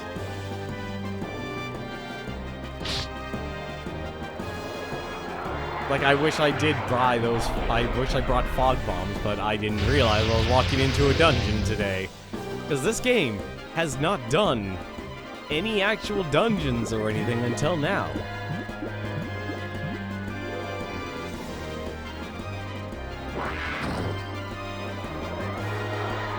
Also, I love the fact I haven't actually been able to attack yet.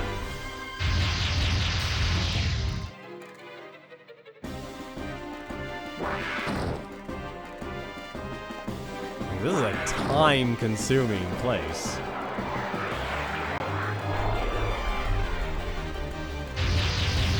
Please attack, Mouse. You have not attacked for, like, everyone has been able to attack twice by now. Please attack. Thank you. Thank you, Mouse. Finally. Kill them all.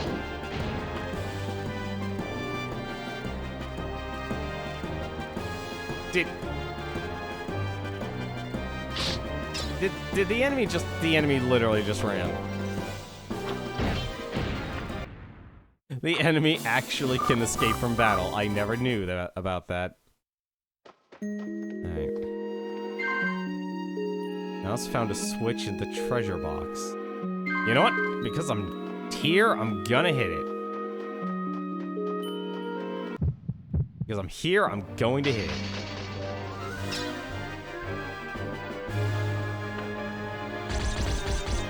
It was literally a one-way staircase.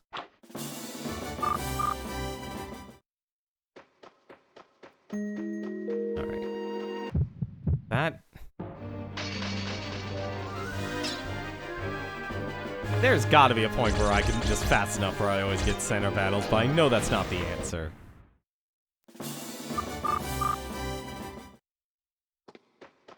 Okay.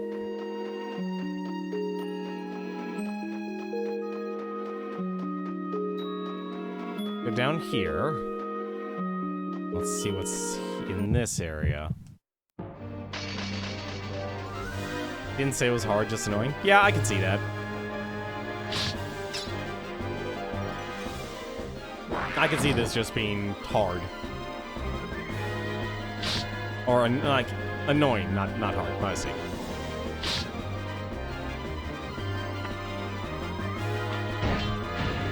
Like, I feel like... I think that's why more people in this day and age are more...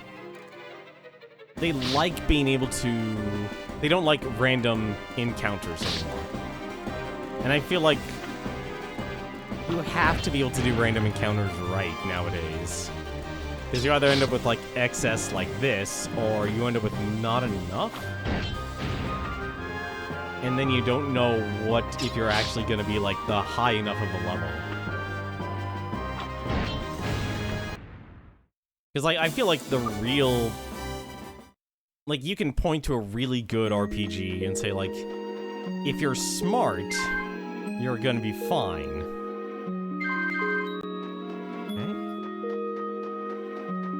That switch. So... Then they won't like Brilliant Diamond and Shiny Pearl? Probably not.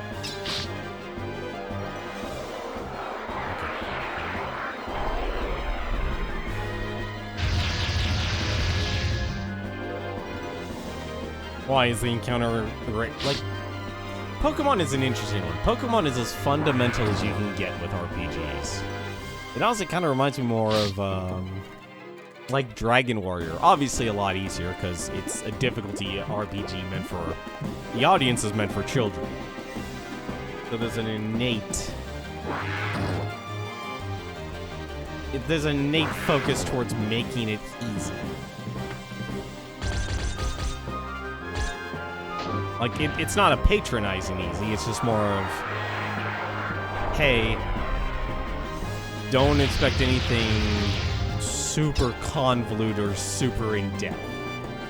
Kind of easy. Where you don't have to overthink anything. It's like, alright. Like, I still remember my time playing Pokemon Blue. And that was actually... I had a really good time actually playing that game. And I think, like, that was... I was a little older than intended, so to me, the game was actually pretty easy. Heck, I even discovered Missing Number by accident. I was literally, like, on Cinnabar Island. It's like, alright, I need to level up here just to make sure. And then all of a sudden I run into this weird thing called Missing Number and go, oh, can I catch it? Alright, well, I couldn't catch it, so I kill it. And next thing I know, oh, I have 99 of this. Why is this glitched out? Okay, that didn't do anything there. Let's go down here. The heck? Oh, we are going deep. Oh, that's not good.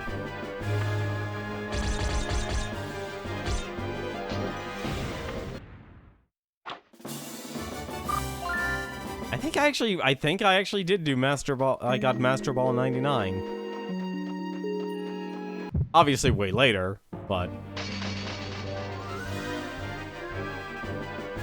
Like, I'll be honest, I barely took advantage of it. Like, I think I took advantage of it later on, but it's like, I didn't really think too much of it. And it was only until, like, the game... and other enemies in the game started glitching out, I was going, oh, this thing did something.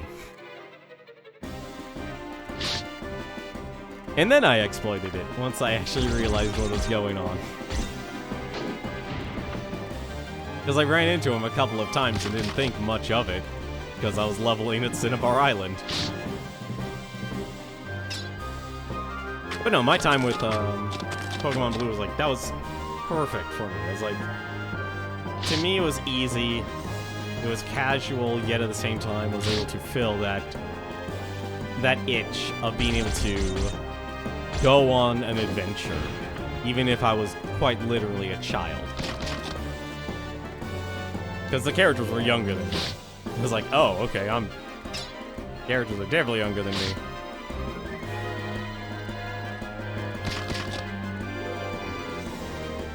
But once I beat Blue, it was like, what was it? Blue and Pokemon Stadium. Those were the two. And then pretty much after that, it's like, I still like Pokemon, and I still do. But I'm not... I obviously don't know all of the monsters or anything like that.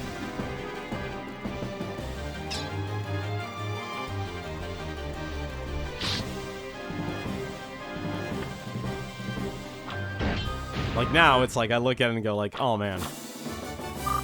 This is getting a little out of control here for me. A little long in the tooth. Alright. There's that switch.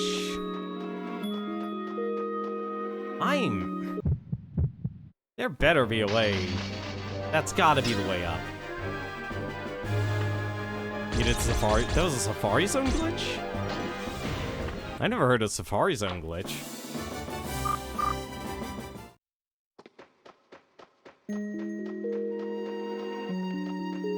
Why are you not open? Oh, wait. Hello. Oh, I probably have to go all the way around. Okay.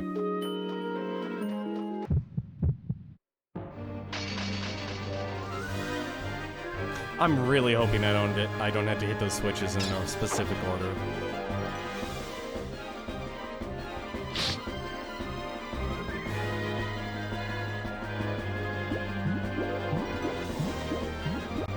I can't believe the answer to this game is just going solo for so much of this adventure. It's like, why even have a party system? It made it so you never have to worry about running out of steps. Okay, so basically you were there forever. I still remember when Pokemon was it? It was like, until Pokemon Stadium, I didn't realize that one of the strongest enemies, or one of the strongest Pokemon, was literally Tauros. Tauros was one of the strongest Pokemon in that game.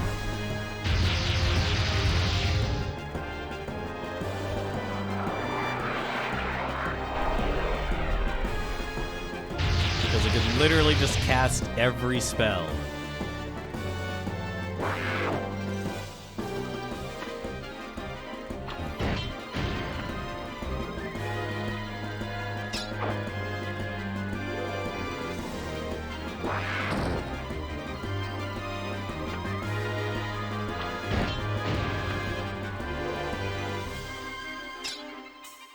But yeah, like I said, I had good times with Pokemon.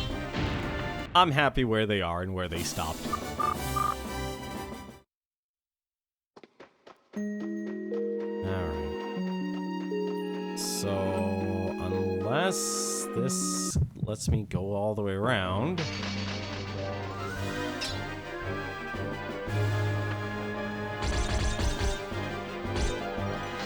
Hopefully this will let me, I guess, go up. Do I have to go up before I go down? That... Uh-oh. 10 more tentacles.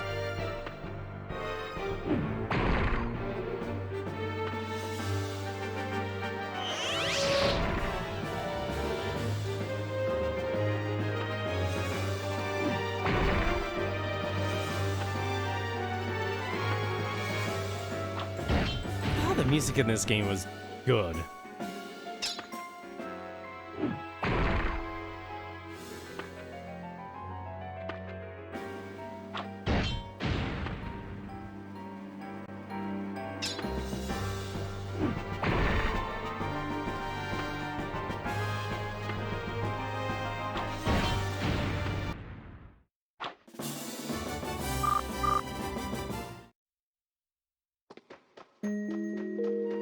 Oh shit! I should have actually.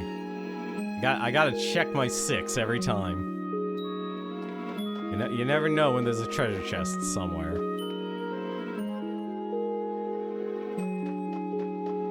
All right.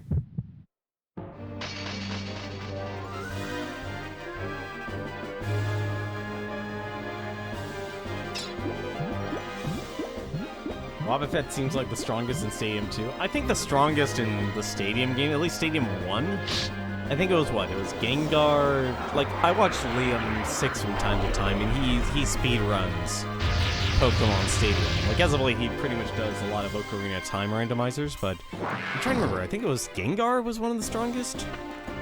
Like, we're talking about, like, the licensed ones. You bring in your own Pokemon, it's fair game. I think it was, like, I don't know who else was, like, this super powerful one. Like, if you brought in your own Tauros, Tauros just kicked everyone's butts. Because let's be honest, who used a fighting type? Who used a fighting type when Psychic was so powerful?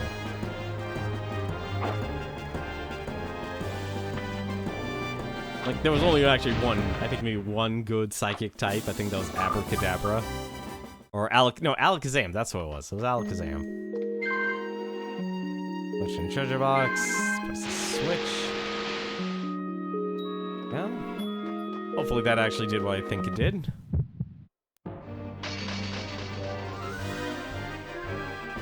That is a lot of enemies. You don't have the money for the Game Boy? Wait, the game... How expensive is the game... Oh, no, wait. The Game Boy Adapter for the N64? How expensive is that now? Oh, actually, I guess it would be expensive because it was proprietary. You had to literally buy Pokemon Stadium to get one. Maybe chill out like $60. The positive side about that little device was that you didn't need to keep it in your in the controller. It was like, okay, once it's loaded, you can then unplug it and then put it in another controller and get their Pokemon in. The joys of learning how to share.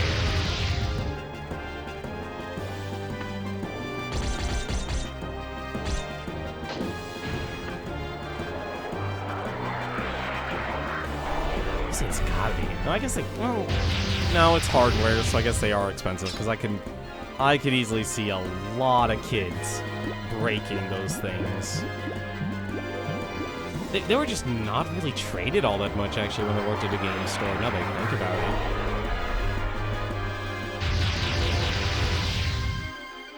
it. Like, nobody ever brought in, like, their hardware. Unless they were doing a full console sell.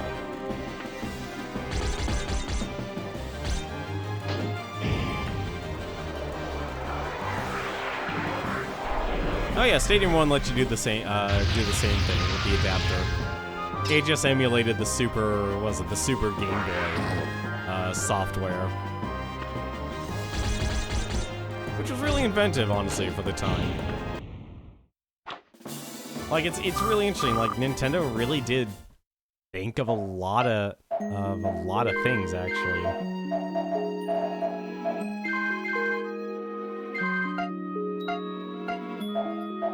Let's see. I just want to see something real quick. Oh my god, the Charging Strike and Charging Slash are level 10. They can't go any higher.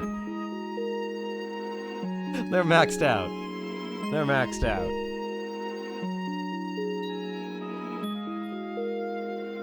Well, I'm still gonna keep using them, because one's my fastest attack and one's my AoE attack. Alright, so we are going back down. Let's hope. This is all I need to do. And I can actually move forward. This actually, honestly, navigating this place isn't so bad. It's just the encounter rate. The game does do a successful job of making the island actually a lot bigger than it actually is, but I feel like that's just the design of the layout. Like, you could make... Like, Dark Souls 1 It's like the perfect area. It's like, yeah, honestly, you're actually running around a lot, but it's still very manageable. Like, of where you actually are gonna go.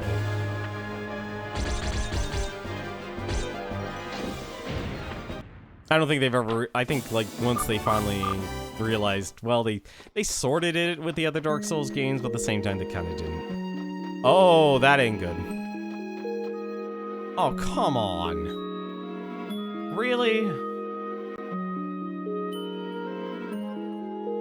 The heck do I have to do here?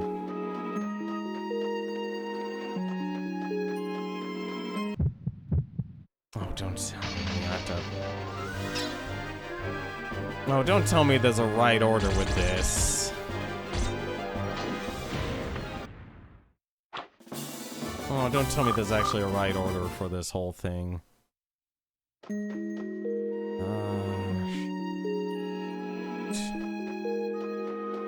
I'm gonna hate myself. I don't think there's anything else here aside from guessing which way's the right, or what's the right switch order.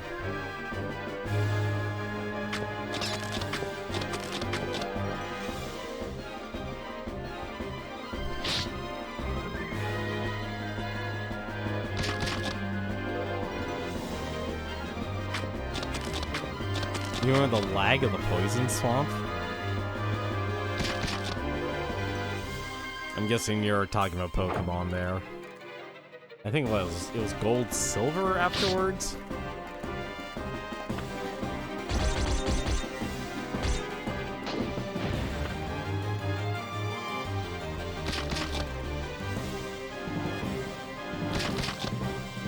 I mean, let's be honest, anything successful with kids just instantly tries to become a franchise.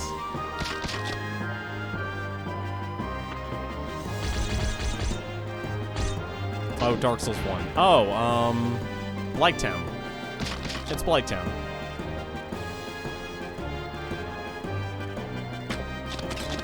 I'll never forget you, Blighttown.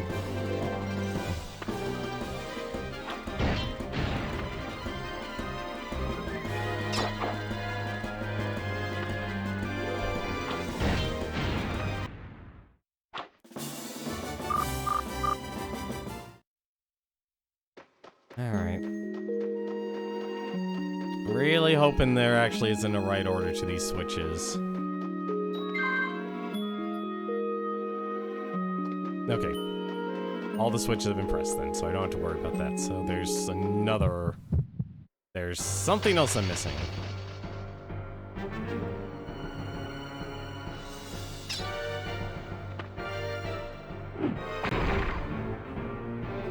What else am I missing?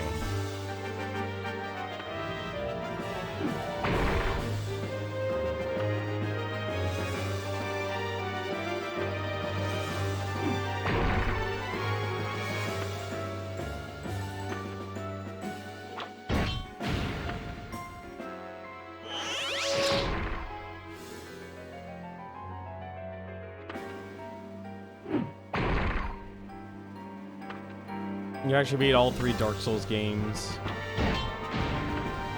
Oh yeah, no, I love playing the Dark Souls games. They were actually fun. I think I didn't like 2 because, oddly enough, that's become like the new favorite is Dark Souls 2. But mechanically, I think a lot of people like the 3-stat system better because it was, yeah, it was easier. It was easier to manage than having to worry about adaptability or finding out that you roll and then you still get hit. That's still like a big... That's still really contentious.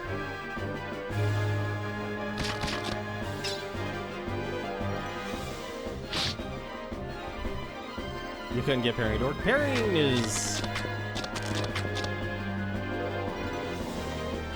It depends which game version you played, but it wasn't frame perfect. That's actually the beauty of it. If you used, was it a medium shield, parrying was difficult. If you used a small shield, parrying was actually easy.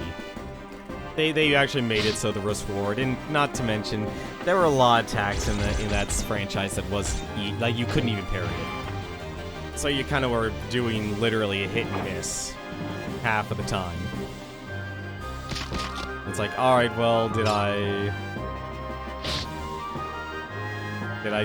pull off the parry, or can I even parry this? That's like the bigger question.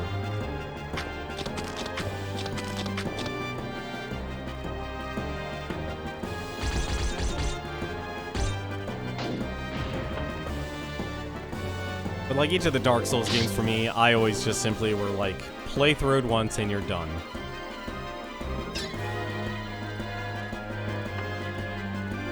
Because multiple playthroughs, those games are actually pretty long with multiple playthroughs. I know even if you know like how the enemies attacks and stuff, yeah, it does get shorter, but it doesn't get short enough. I feel like that's the real big thing about the later.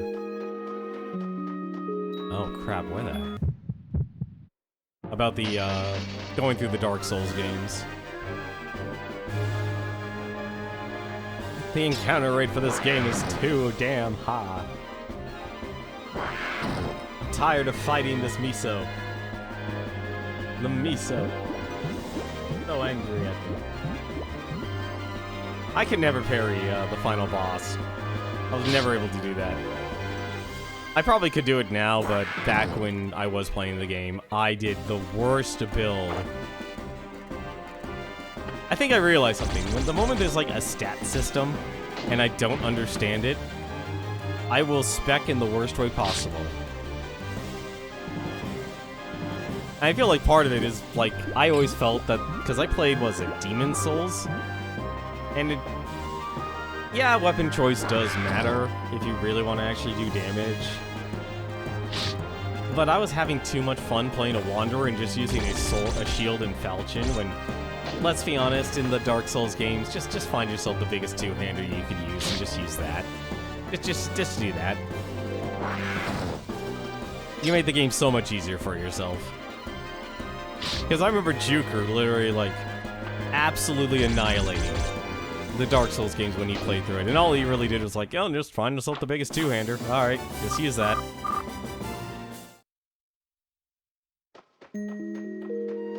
Like, alright, well, the enemy's dead.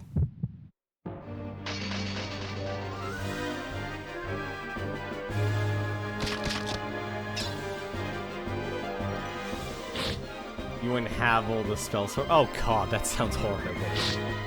Okay, maybe I didn't do it that messed up. It was close though. I didn't touch int or faith or anything like that, but I literally built another Wanderer in Dark Souls 1, and I was so focused on strength, I think. Because, like, it technically gave you damage.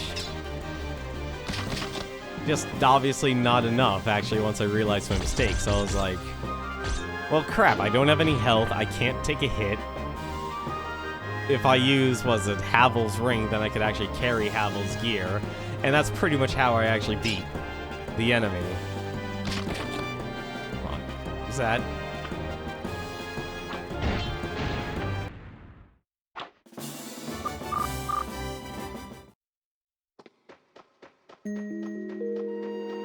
I really hope I'm not lost. I am lost here.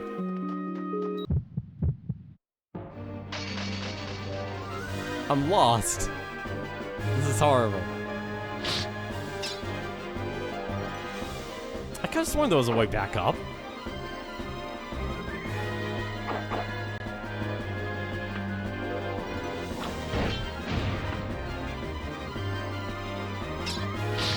That was always the fun part about Dark Souls. Like, technically nothing mattered.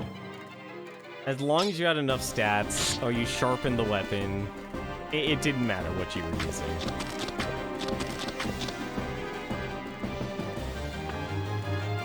Because all you're really doing at that point, you're either just making... You're lengthening the game, or lengthening the boss battles. Because technically you don't really need to fight anything aside from bosses. I swear to God, if this is actually another chest, it is. Shoot. I am lost. Great. Wonderful. All that. Really? Come on, game. Don't do that to me.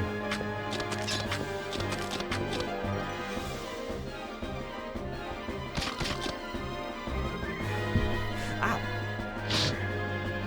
Bring my arm on the desk.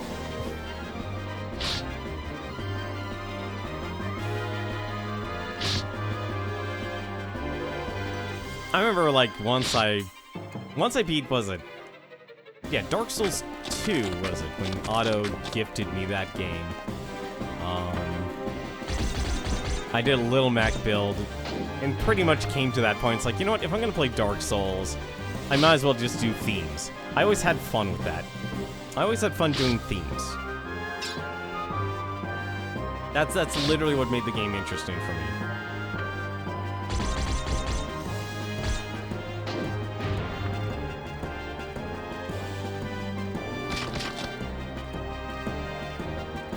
So, like, in, like, Dark Souls 1, I'm gonna cast that as a mulligan, because I wasn't, but Dark Souls 2, it was Little Mac. Dark Souls 3, I did a Dragoon. I tried, when I was playing with, Exfo and, Big Bad Wolf, and it didn't stick, because playing that game with 2 people doesn't work. Because having to constantly beat boss after boss after boss, you had to beat a boss 3 times to get progress. That was the problem with that game. So it's like, I don't know what they were thinking, allowing another person in. I think they wanted to make, like, the PvP part more interesting, but at the same time, I don't think it worked. There's like 2 people, it's like, alright, cool, we're just piggybacking off of each other.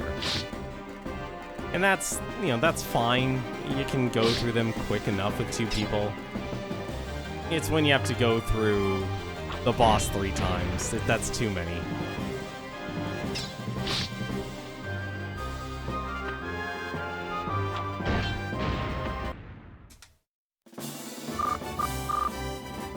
But when I did do that, it was more of, where the heck am I supposed to go here? I am completely lost here.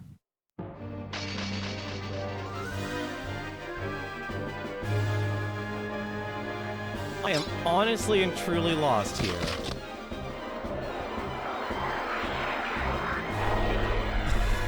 I need a map. I don't know how I got lost in this place. That doesn't make sense. Like, unless the walls closed in on me or something.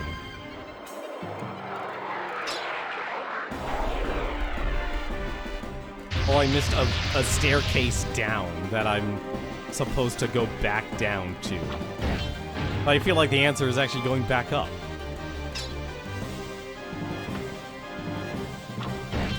Because, like, why would you have me hit switches, and if the area by me doesn't open up, then clearly another area should open up. Oh, there you go. Okay, never mind. We're not lost anymore. We're not lost anymore. Oh, come on. Really? 1? No, it was bound to happen.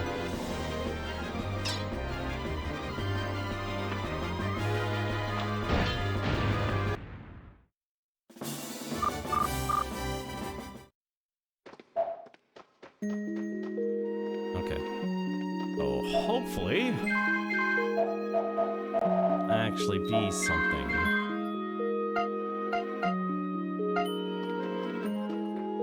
Gotta be something around here. God, these encounters are annoying. This is too high of an encounter rate. I don't even think I can leave this place either. I have to complete this dungeon. On 3, you couldn't progress through the constant invasions that just turn. I don't blame you. I don't blame you for that.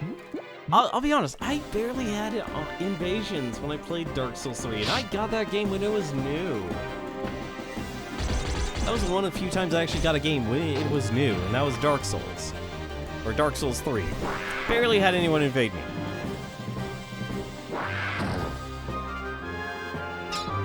I don't know whether to be sad or happy about that, honestly.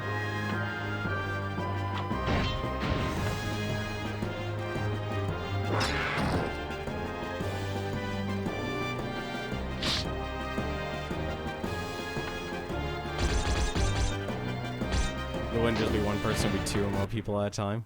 I know there were NPCs. They still had the whole NPC moments. Heck am I supposed to go? Don't tell me I have to go all the way back.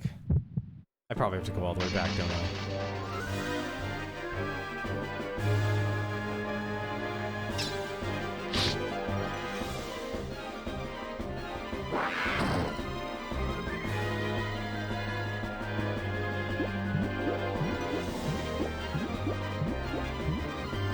Like, I barely got invaded, so I can barely remember if there was actually anything worthwhile. Those players, because they're all wearing Mimic Helms. Yeah, no NPC wears a Mimic Helm. No NPC wears a Mimic Helm in that game, thankfully.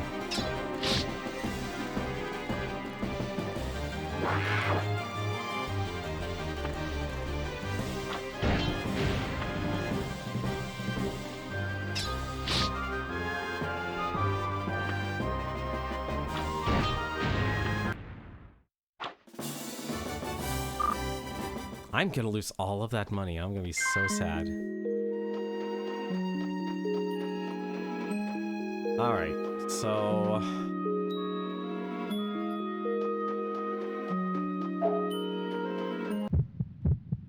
I guess I have to go... I'm probably gonna have to go all the way back to the beginning. That's probably it.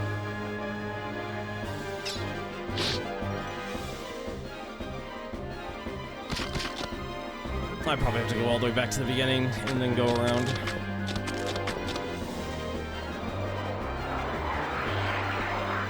Oh god, what if I have to... No, this game is convoluted. It wouldn't be... I have to leave the dungeon and then there's a new part to go in there. Would there?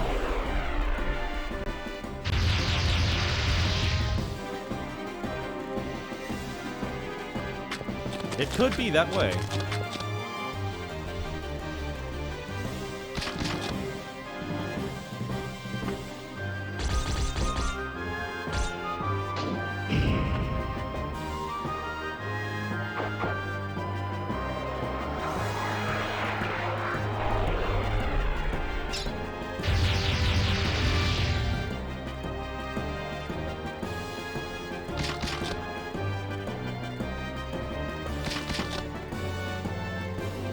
It's a good thing I actually like this game's music, or else this would be really wearing itself thin.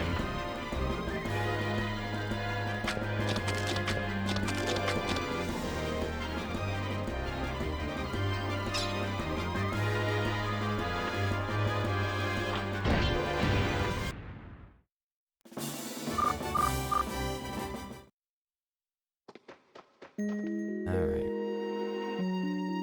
That's that.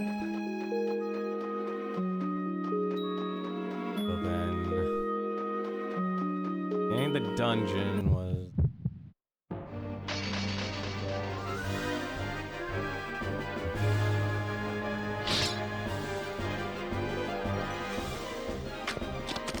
You lucked out as there were people who just griefed new players. Like I said, I think buying the game new prevented me from experiencing a lot of griefing.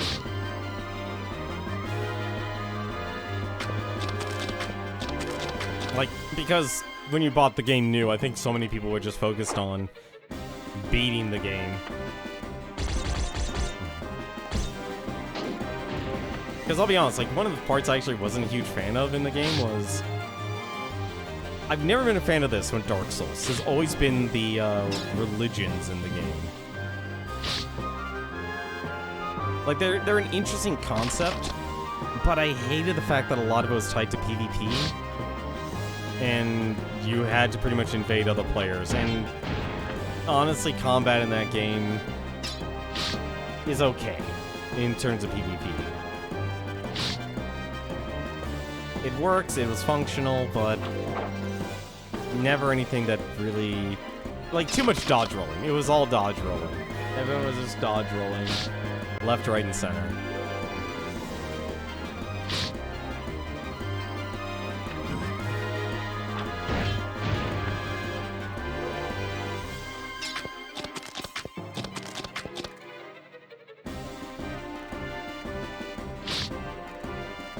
If only I was allowed to actually have a party.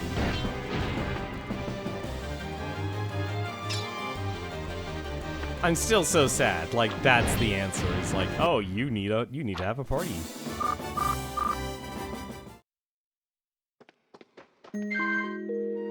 Now says found a pair of castanets. Lure opponents with a sound. Use it a second time. Why would I want more encounters?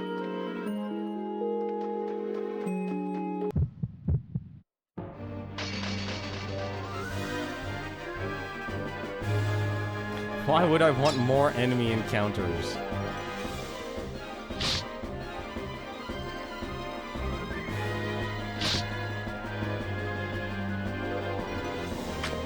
Yeah, I definitely understand why this game even got lower reviews in combat. It's just so low.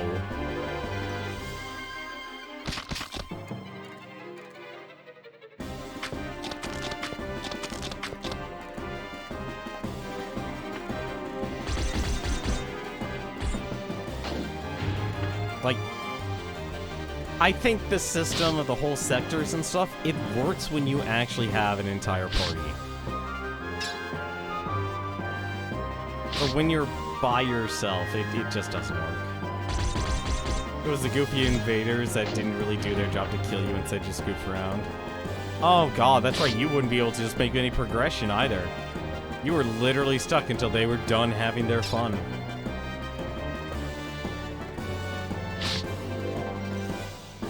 Or you killed yourself, one of the two. Yeah, no, I definitely, I'll acknowledge that I definitely lucked out. This has found a Death Hyoko egg. Okay, so those switches definitely open this place up. Definitely open this place up. A little too much, honestly.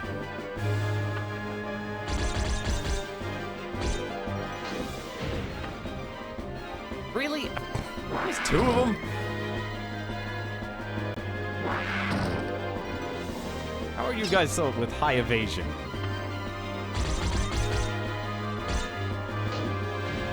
There.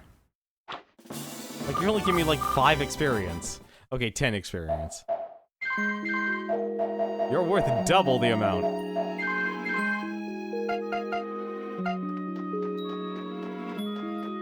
Oh god, I think this entire area is just open now.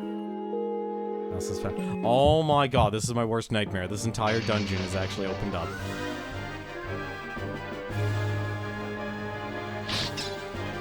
No wonder why you needed a map. They just took down all the walls. That's why this dungeon is so confusing. They just removed all the walls. At a high encounter rate, and yeah, you've got yourself one annoying dungeon.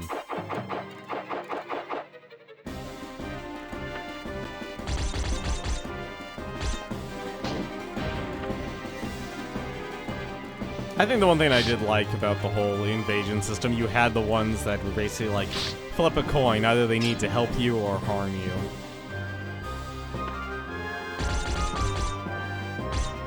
You don't know what you're gonna get as your objective. Need to kill the invader's partner? Go for it, that's your objective.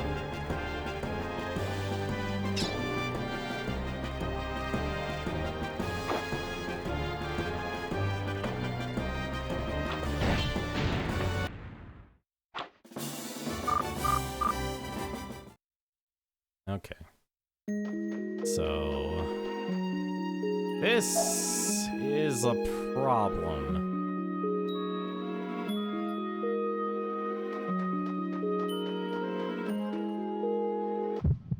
Oh, this is... I gotta just figure the way out. I can't explore this dungeon. Just find the way out. Find the way out, mouse.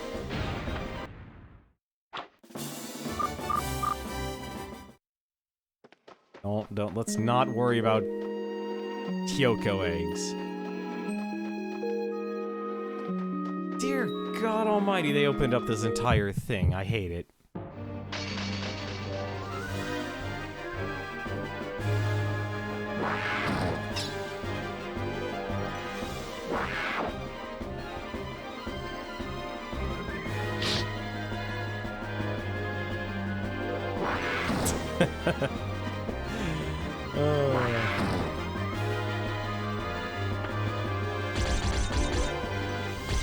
Oh, sounds like you made a very interesting experience out of Dark Souls. And I feel like that's honestly one of the core parts about a good video game.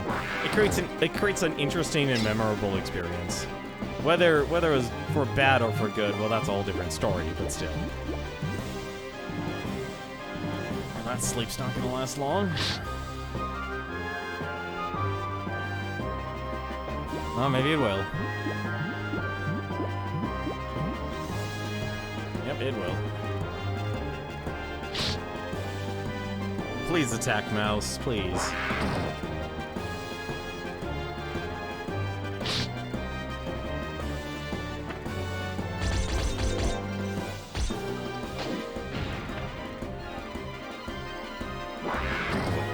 That sounds about right. That sounds about right. Like, there was definitely, like, a chaotic level of degeneracy in Dark Souls that you couldn't really get anywhere else. That's always what made it very memorable. Like, that there's a certain, like, in small groups of anonymity, can be really fun and memorable. Because, like, it's a super controlled environment. It's not like the chaos of playing, like, an online, like a massive online multiplayer game. The Spiritual Protection? Stop! Walk away from the chest, mouse. Walk away from the chest. A strange charm that protects the user from various special states.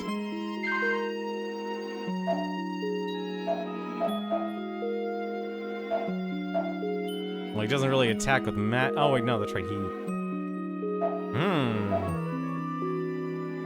Actually, that's a good question. You know, I'm actually okay with him losing defense. Hopefully that'll actually prevent me from actually falling asleep.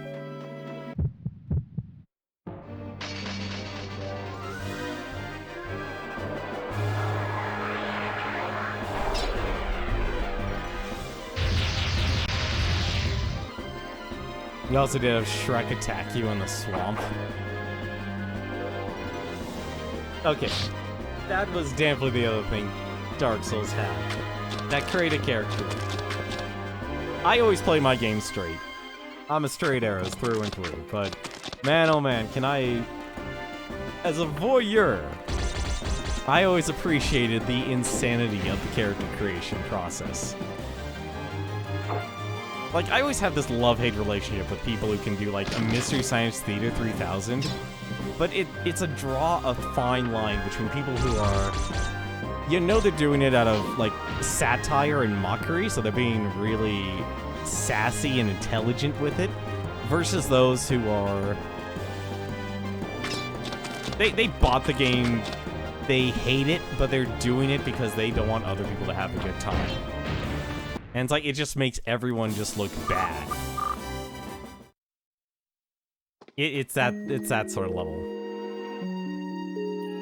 Wanna press the switch? Let's press that switch. We gotta get out of here. I gotta get out of this place.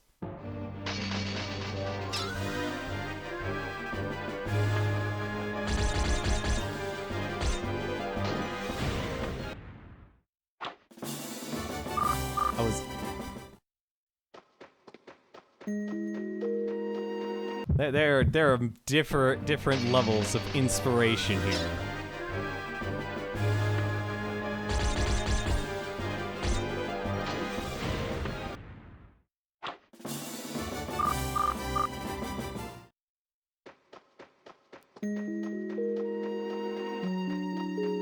This is too much inspiration.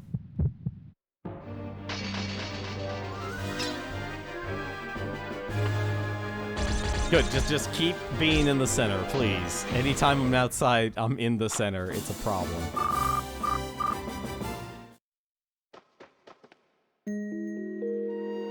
A switch. Please press the switch. Alright. Mouse and company have all recovered. Tape. There's a save point in this dungeon. I can't believe there's a save.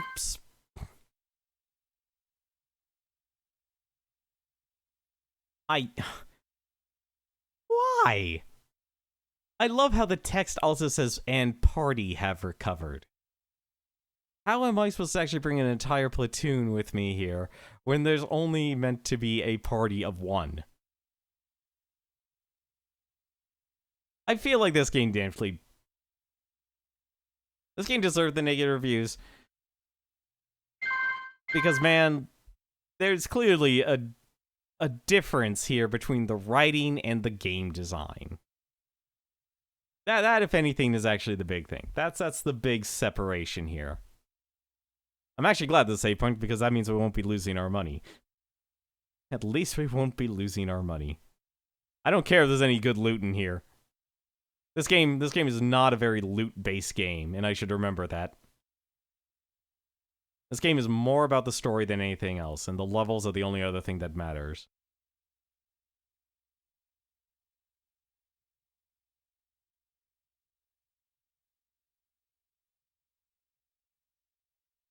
Come on. I know this is a 128 megabyte PlayStation 2 card that I have in here, but come on. I really actually hope that's not the reason why these load times take forever. Ah, damn it, no. Oh, well, at least there's one with the 3. We're good.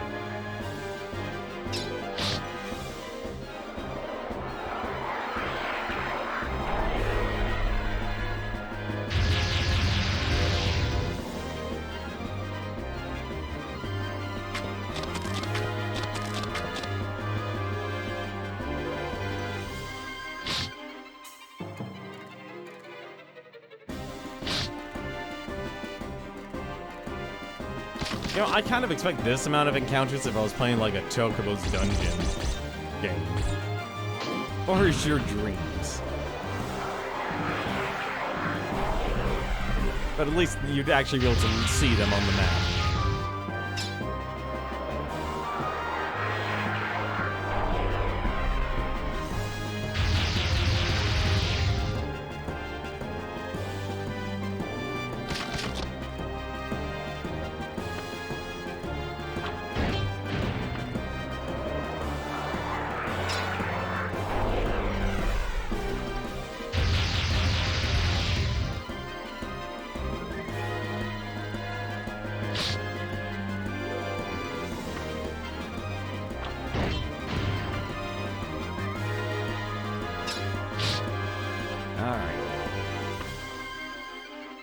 Before they attack, they sent you a DM on the Xbox?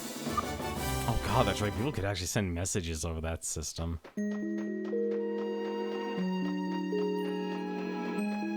I'm really hoping there's nothing else. Wait, was there something over there? Yes, there was. Damn it, my own greed. My own greed is against me here.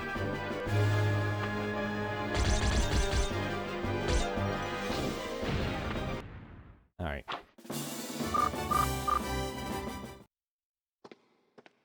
Come on. Else has found a flame charm. Completely worthless.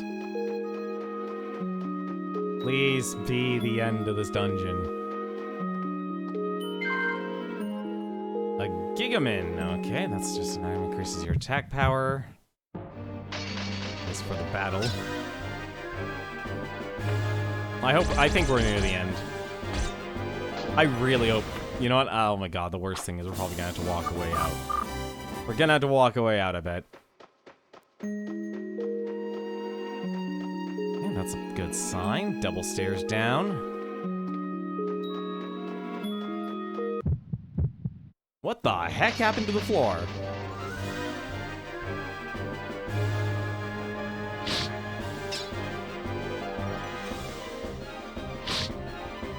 Yeah, see, that's why I love doing themes. Like, themes in those games were fun. Like, if you were doing a Dragoon, I respected it. If you were doing a, like a character, that was always also fun. You know, like I said, I really wish, honestly, they did actually balance all the weapons. And not in the sense of, like... In the sense of just damage. That was the big thing. Because there were a lot of weapons in that game that really... could have been really fun to play, but they either made them super inaccessible or just really ineffective weapons. And that's the real sad part about Dark Souls. Like, that game could have really... Like, it still is, obviously. They're still making another Dark Souls game. I think it's called, what's it, Elden Ring or something like that? So, we're still gonna get Dark Souls games here. Just obviously it's gonna be different themes and such. Different themes, different stories, and that's perfectly fine. If anything, I actually encourage that, because you can only stay in one area for so long. Also, this is gonna get creepy. Okay, never mind, that didn't get creepy.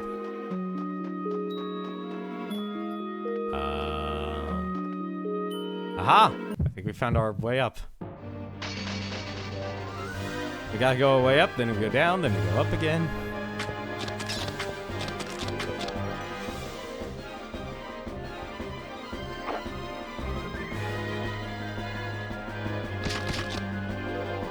But yeah, like I said, there's a lot of fun you can have when your game has that enough of being an open-ended concept.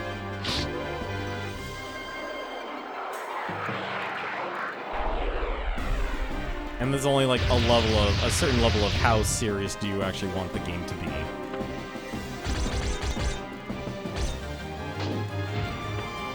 Oh, come on, really? What? How did New Game Plus and... Hang on a second, I'm gonna allow that. What? I'm sorry. Automod. What? You're okay, buddy? You okay, Automod? Because... NG plus space A. What?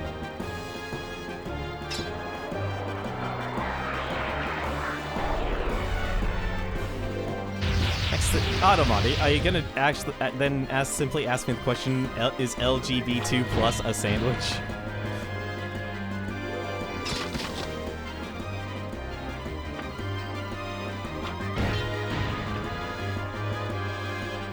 Oh my god, imagine if you actually did make that a sandwich. Oh, what if it would actually start with the letter G? Oh my god, imagine you could actually make a sandwich with that, with those initialisms.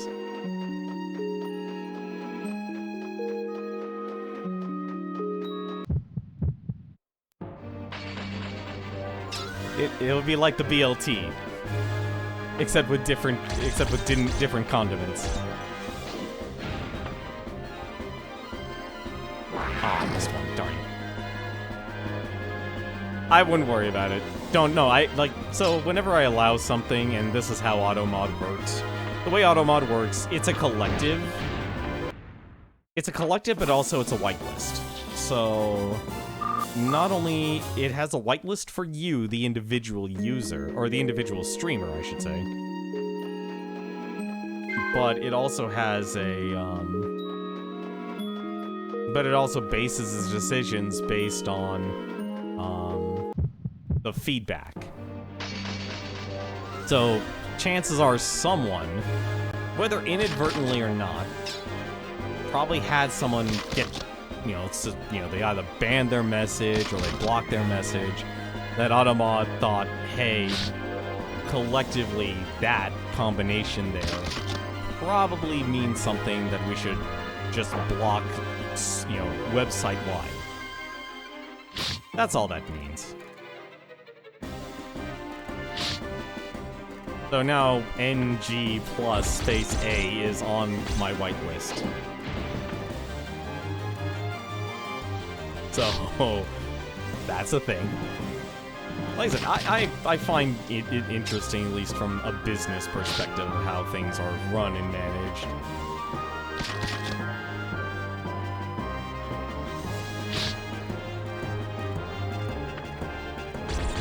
Like, that's the way I analyze things. I swear to God, if there was actually a way to actually bring in your party members into this dungeon, I would have been a lot happier.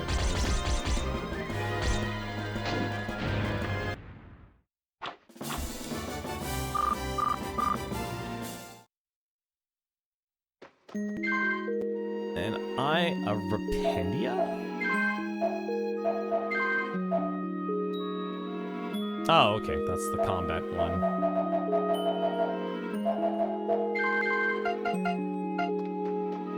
I shall be happily ignorant here of not knowing what that means, so please don't actually say what the word is. If it actually is a derogatory statement. I will remain happily ignorant.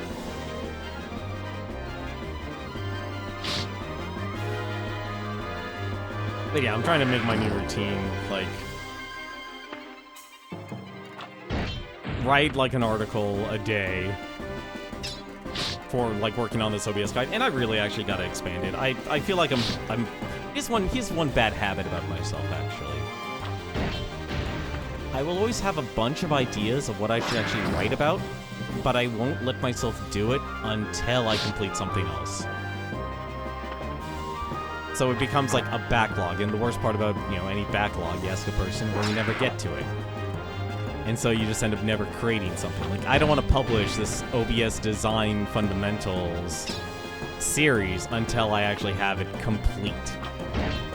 Because it's such a fundamental version of it. Where am I supposed to go? Oh, right, okay.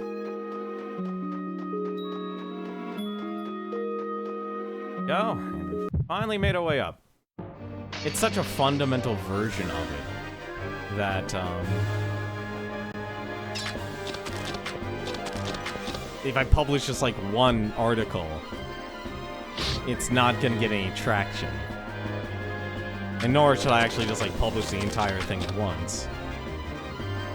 I kind of want to make it so it's like it's able to reference other articles and such. Kind of like how a lot of people do, like, video tutorials and such.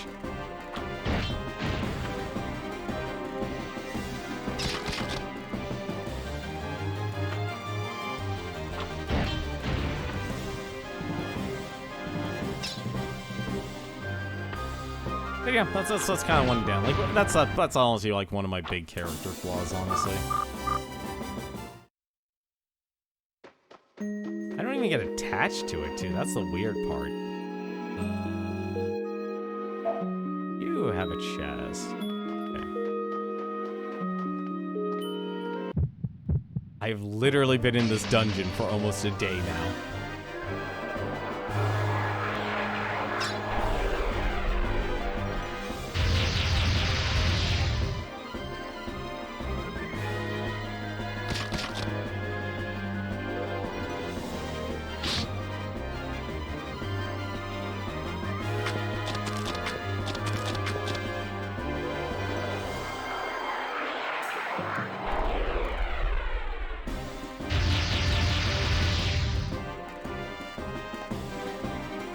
It's sad, like, throughout this entire thing, I have not leveled once. I think my party level has risen, and that was it.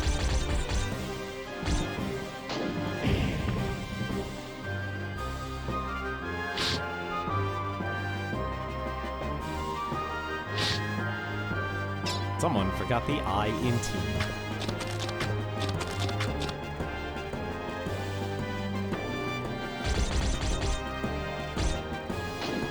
Yep, that's I feel like that's a flaw everyone can relate to, honestly. It's a flaw everyone can relate to.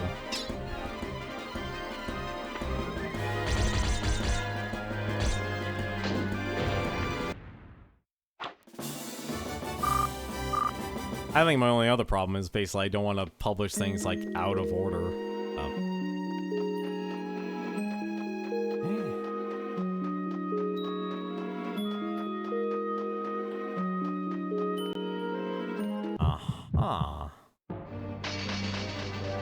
I'm really hoping I didn't have to do something elsewhere.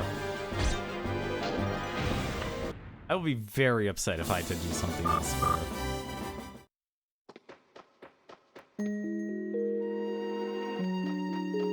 Okay, so do this.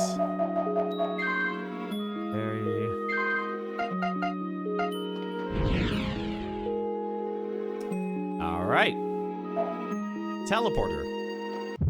Cool.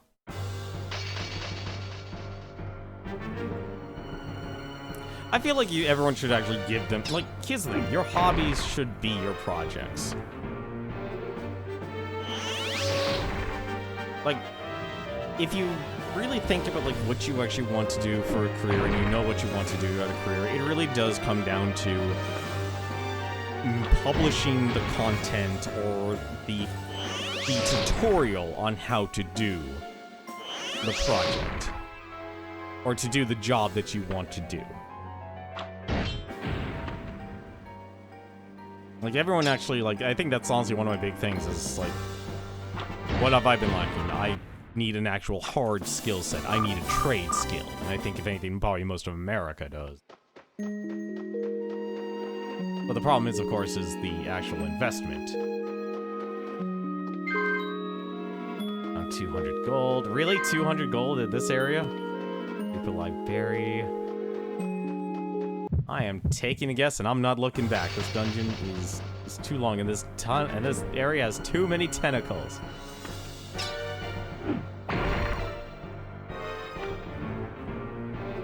Too many tentacles.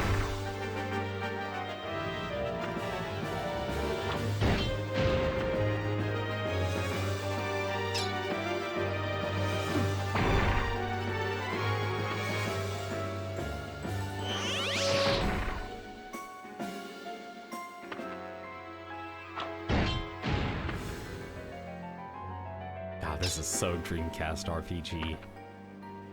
This is just reminding me of Skies of Arcadia. And I still need to beat that game. If I'm kind of somewhat tempted to actually do that next. Well, we found Kite. Hang on a second, Kite. We'll be right back. Oh, no doubt in my mind, this is obviously attached to the boss there. He was definitely covered in tentacles. Burly sailor tries to get revenge.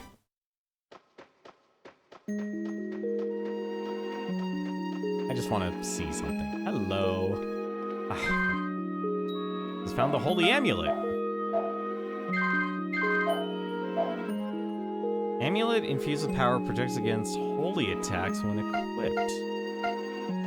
Interesting. This area's gotta have some really good loot.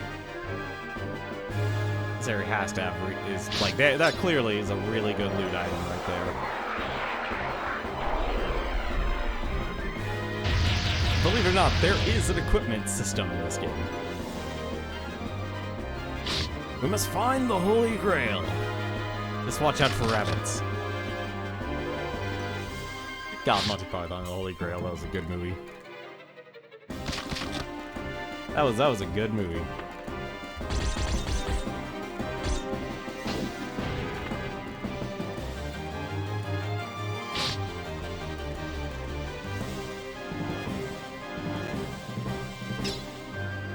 You could not get away with making something like that today. Get me the holy hand grenade of Antioch. Do not throw on the count of 5, because 5 is right out. Only 3 is the number. And aha, of course there'd be Death Hyoko eggs in here. Of course there would be. I would laugh, actually, if this place was a circle. It probably is a circle, actually.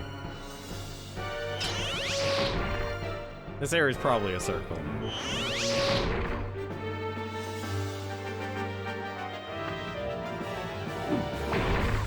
Damn, I'm getting slapped by tentacles. Laser blasted. Mouse is seeing things, man.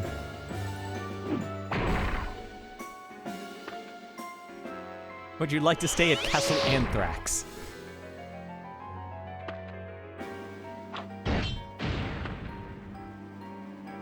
I'm moving as fast as I can. I feel like we're already at the end of the dungeon. Like, we know where Kite is, so we're pretty good. We're not, like, it just became day 5. That's the other thing. It just started. That's how much combat we've actually been in and how little experience we're actually gaining from the place. Just found a revive potion.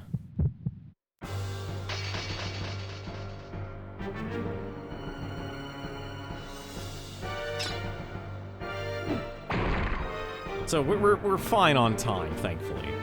Like, I feel like that's the interesting thing about this game, is that combat, thankfully, is not connected to time.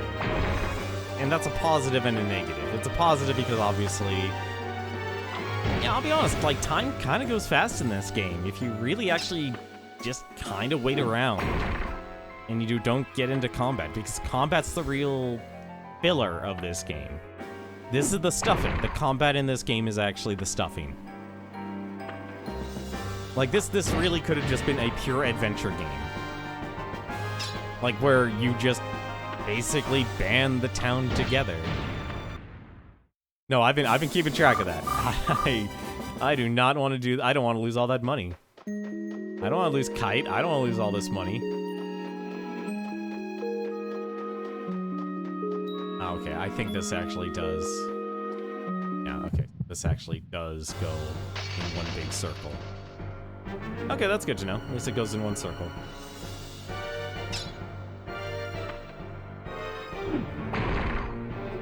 I just wish this game actually... Well, also Padma would literally say, like, oh, hey, are you gonna fight Zephyropolis at the wedding? Like, he'll always ask that question, so...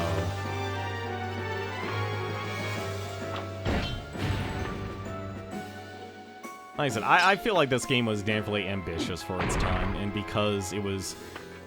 It's that sad where the narrative is taking too much control of the gameplay that you have to do obscure thing after obscure thing.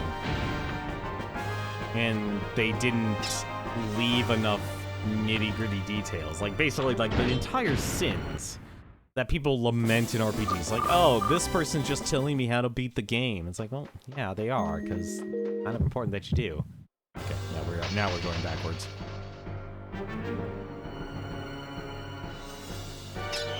Okay, at least the bottom floor is understandable.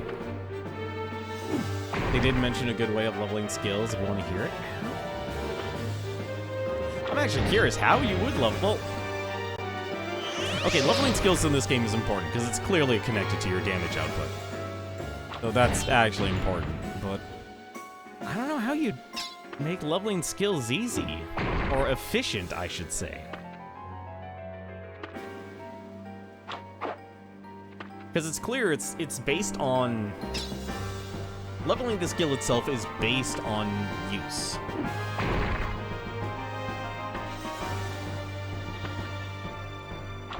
So the more you use it, the higher the level, the higher the damage, but you have to use it even more. So it's a compound interest sort of situation, which is honestly kind of bad, actually.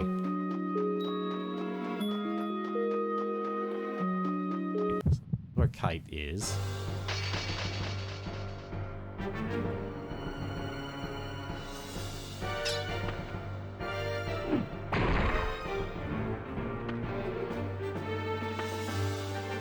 It involves Zephyropolis, Ephemeral.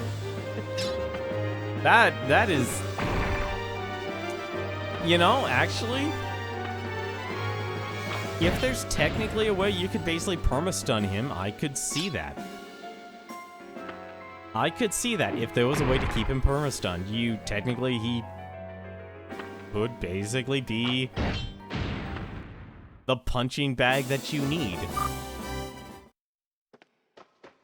Okay. Before I go into battle, let's actually... Curious, actually. That's... Okay, so the amount of defense you'll always get is the same. Alright, let's go save our buddy.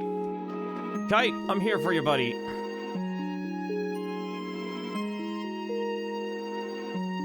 I won't let you go.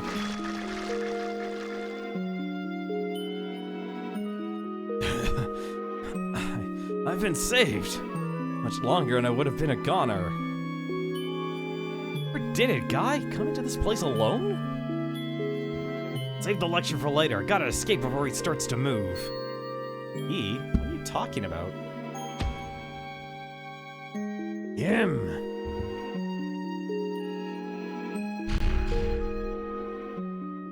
Oh no. The entrance has been blocked off.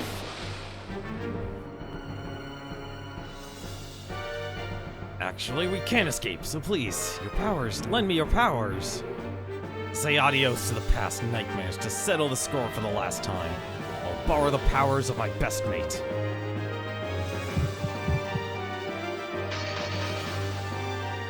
Oh, magic seagull. Drowned corpses? Ugh.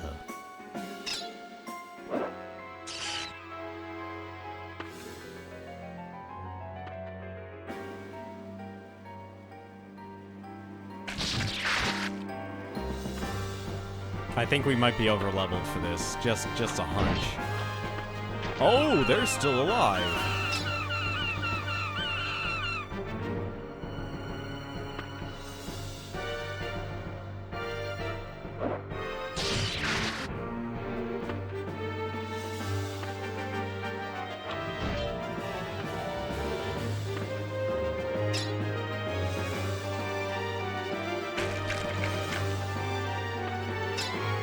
Yeah, like I said, I think that's kind of the downside about this game. Let's just build.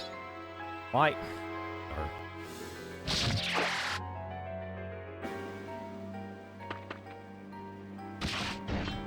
Beat him with a fish.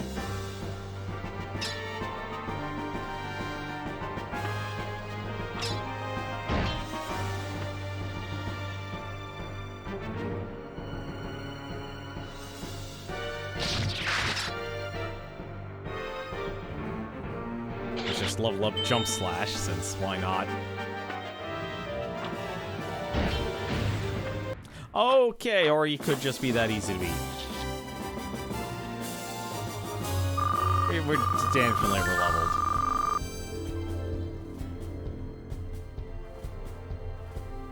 Hey, let's hurry. The island's starting to break apart. Oh god, do I actually have to leave? I do.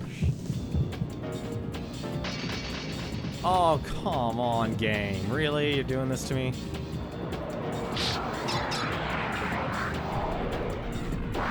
He does not have anything.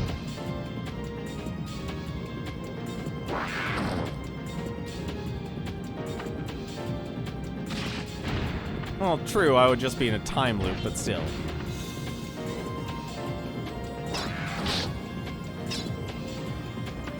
Okay, I'm digging this music.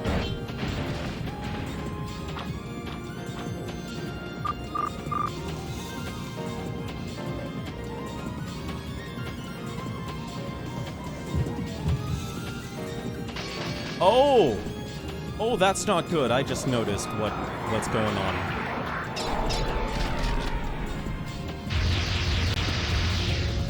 Oh, I just noticed what's going on. I hate it. There's actually a time limit. There's an actual time limit. I gotta get out of this place before a certain time.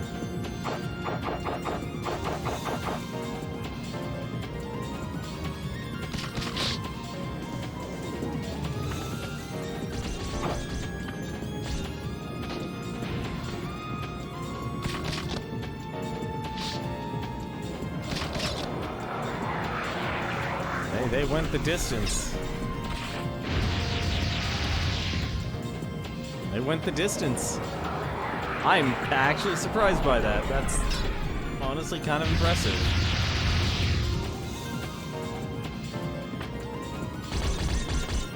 I hate it, but at the same time, it's impressive.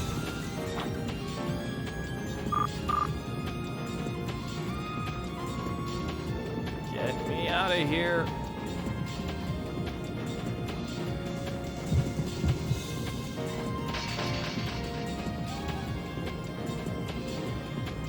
That's actually a lot of time. I'm actually kind of glad I have a lot of time.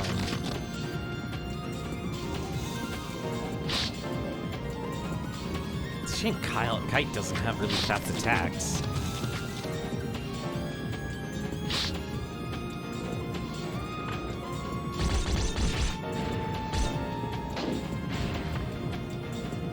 Here are them.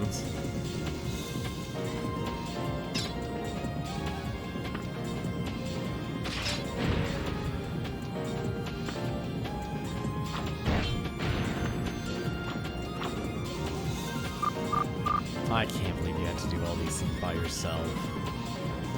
Alright.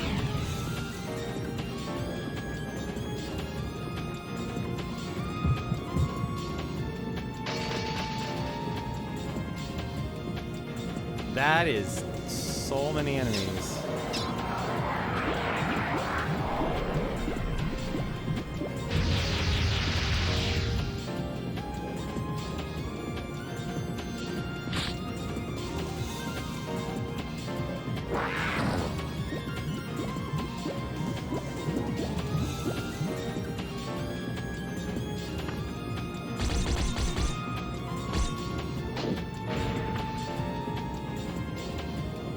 Really? I can't believe Kite hasn't attacked yet.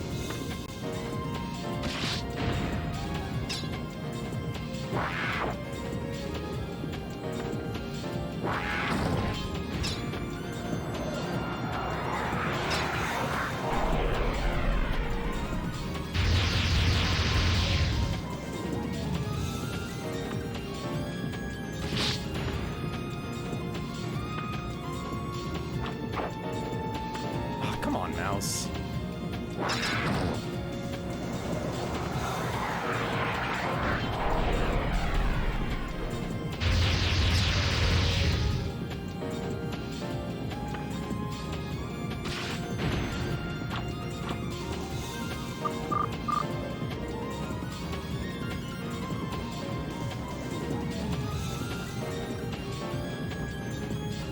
I am really hoping I'm going the right way here because this is kind of nauseating.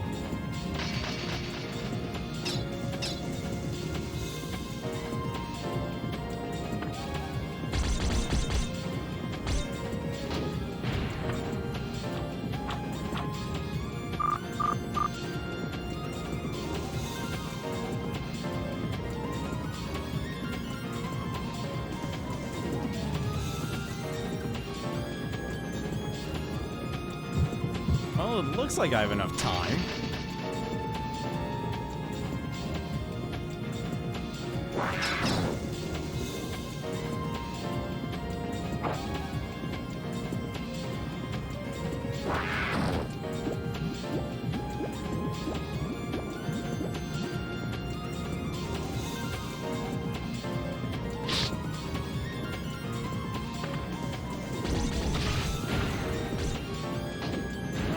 Three of them.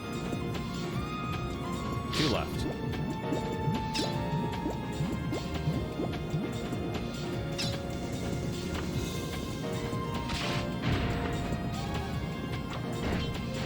See, this becomes so much, like, better. This becomes so much more tolerable.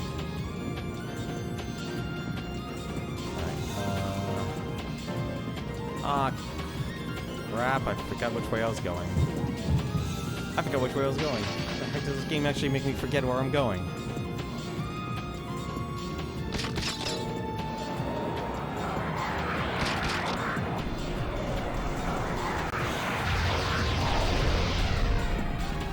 Also, the other positive, since you have multiple people who can actually take a hit, the turns the enemies take go faster too. So it's actually a positive having a party in this game. Not just like in terms of enemies you're killing, but also just enemies you're able to attack you and use their turn.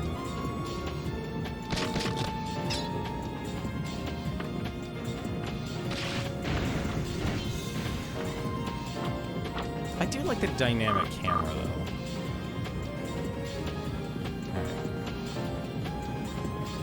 Oh shoot, that was the wrong way.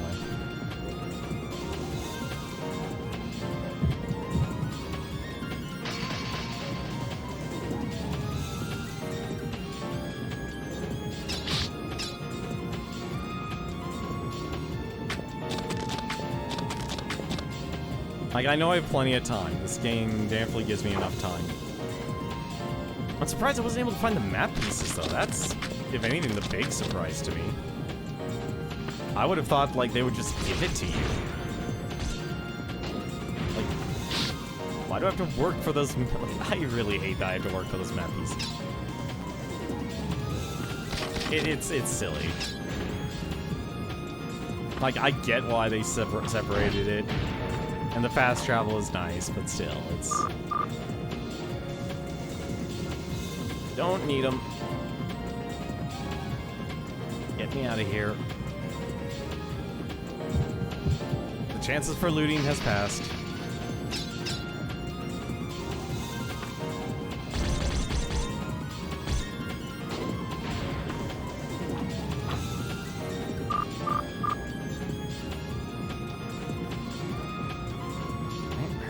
Downstairs.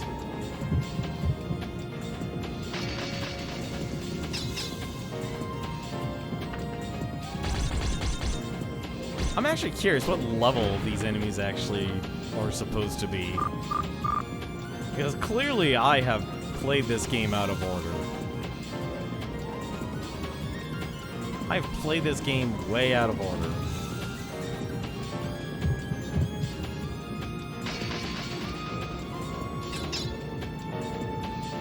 Just keep giving me the centers. The faster I can get out of here.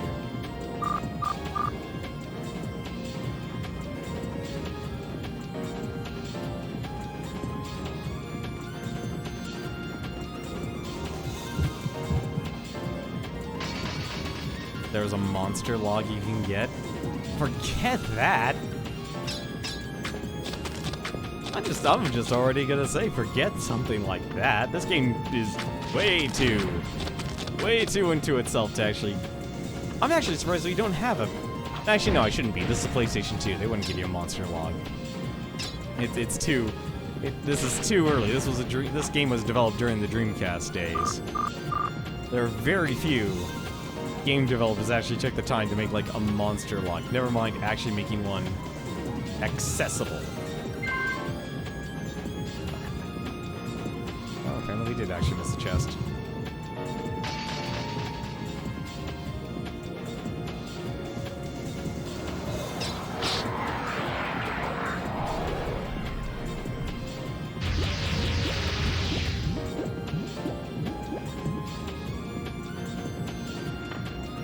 Oh, at least we got Kite back.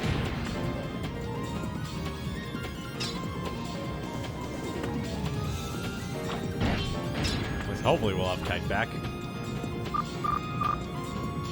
Maybe he's already a ghost. Maybe he was dead the entire time. Let's see, okay.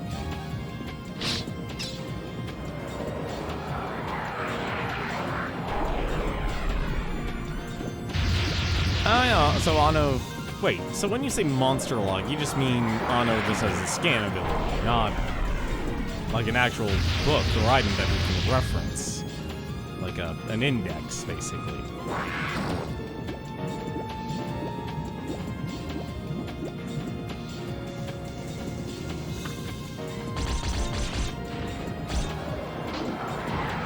Okay, alright, I got all three. There was an actual index. Oh, okay. Well, that's actually a good thing. Like I said, this game is just weird to me because, like, there's parts of this game that are super meticulous. That's, like, that I appreciate, but at the same time, it's, like, just as negligent in those details. Oh god, the party level rose again. Alright, so here's the challenge. I have no idea how to get out of here. Okay, section 1.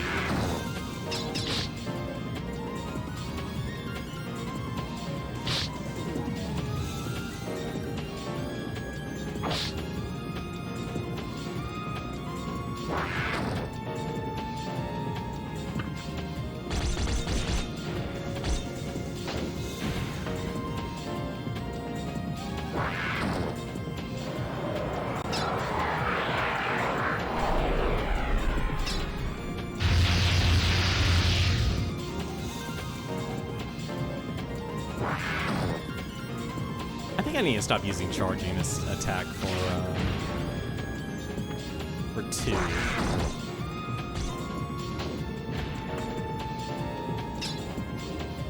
I mean, it doesn't matter now that I have a party member.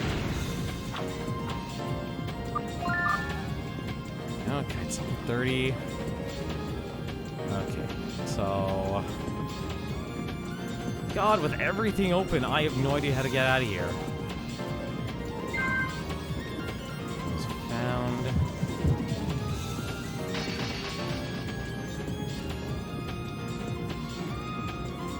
What do you mean a reactor situation?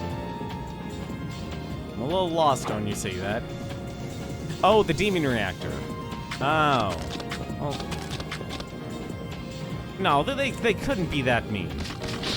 Oh, wait, no. Oh, you mean game over, game over. Oh, no, what? Actually, that would make sense. No wonder why there's actually a point to save. You're right. You're actually right. That's actually most likely an area where you could just game over. You were probably right on that.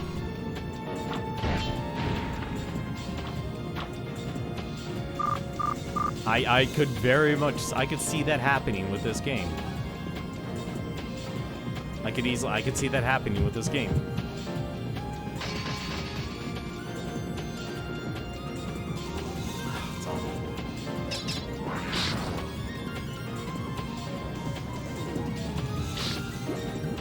Like, the game is giving you enough time. There's more than ample time. Like, unless you become obsessed with finding every single item, and which you probably would do that before you actually engage the fight.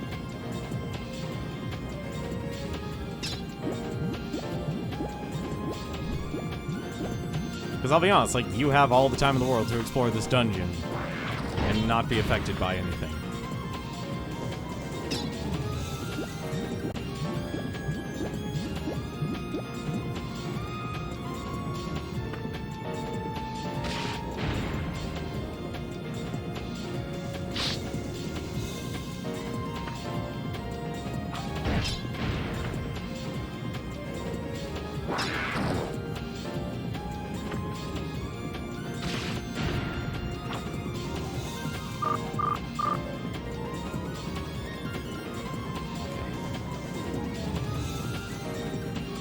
I think we're out of here, actually. We're out of here. This is actually the exit. But I could easily see getting lost here is easy. Getting lost here is very easy.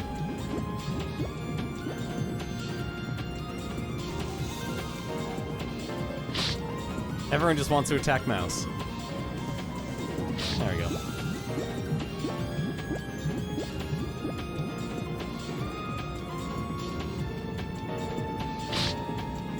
Before Mouse can attack, he literally has to be attacked by everyone. The turn order. The turn orders. See, this is why, like, if there's actually an RPG I've always appreciated during the PlayStation 2's time, it was Grandia 2. And Grandia 2 had a real, an active battle system as well, but the interesting about that system was that you could actually see a meter at the bottom and actually interact and stop enemies from attacking. We made it. Mouse, hurry up, hop on the Falcon and get out of here.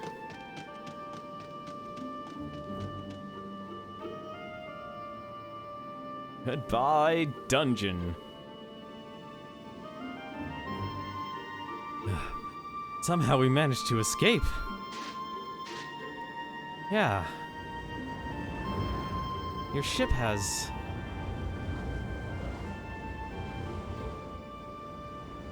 It's all right now. But the crew of the Matilda are satisfied too. They're saying, "Good job, Captain. You can now rest soundly." That's how I see it. I did it, everyone. Finally, at last. Sorry it took so long.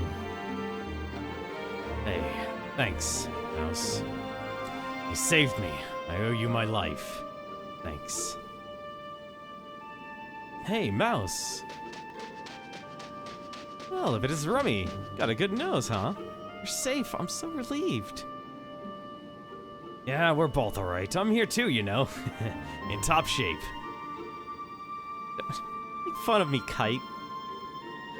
We could have. We'd save you too. Without the Falcon, we couldn't cross the sea, and we only had enough money to buy one bird. That's right. Falcon. Kite, didn't you say that we couldn't leave the island by boat because of the tides? Yeah, even though the demon's now dead, it's still probably impossible. That is, unless we build a ship from scratch that's even bigger than the Matilda. How about from the air? Alright, I see. What? Did I find a way off this island? Who the heck is this? Who's that guy? Yep, that should do it. The members' names?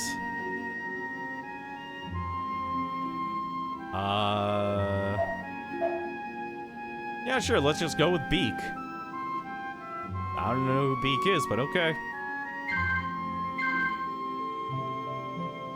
And Fang.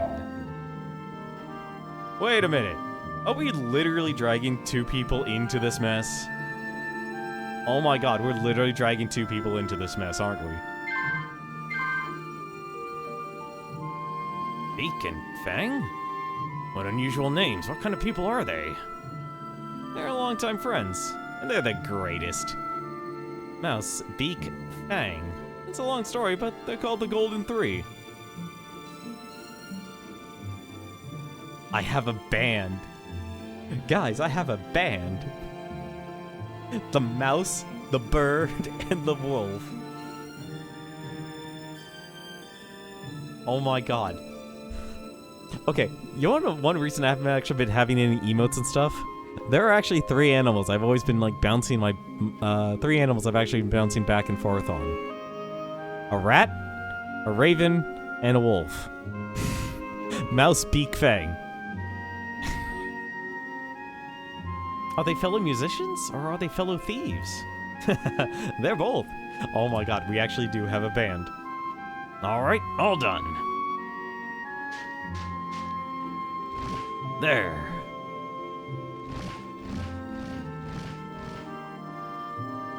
Must deal with bear and bird.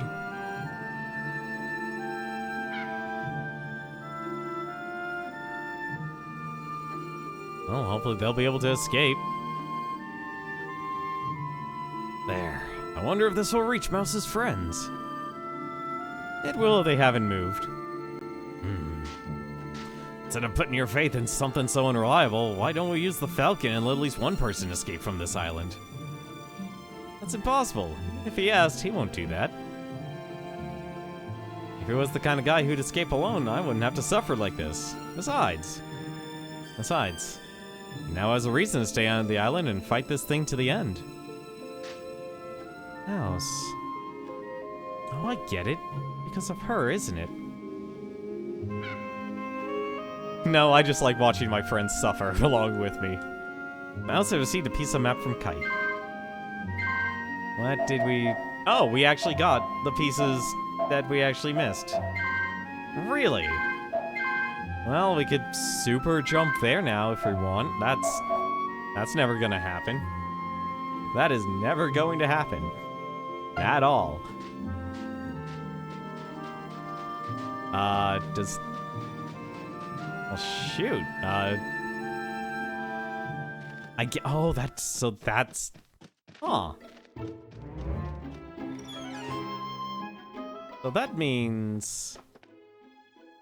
Oh, shoot. You're right. It's nighttime.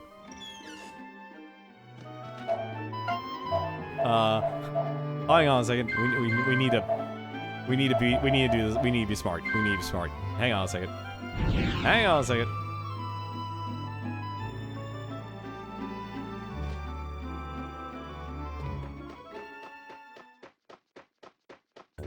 Yes, there is something we could do in town. We need to put all of the items back in the inventory. We desperately need to do that. That is a top priority. We need to save the money.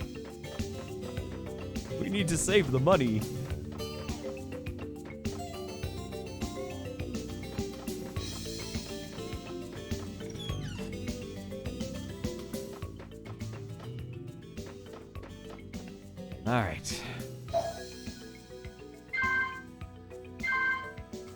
That is the most amount of money I'll ever have in this game. Alright, I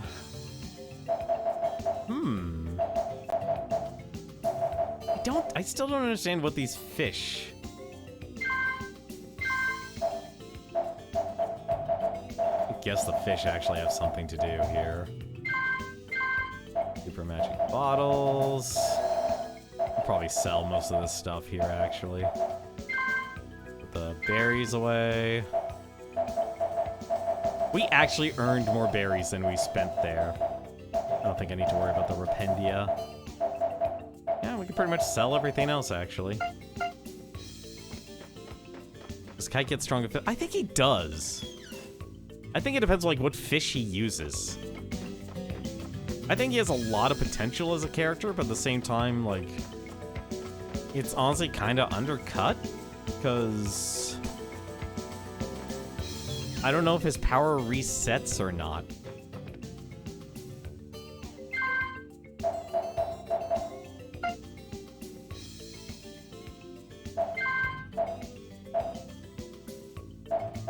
Like, we can buy all these now, so I'm not gonna worry about most of this stuff.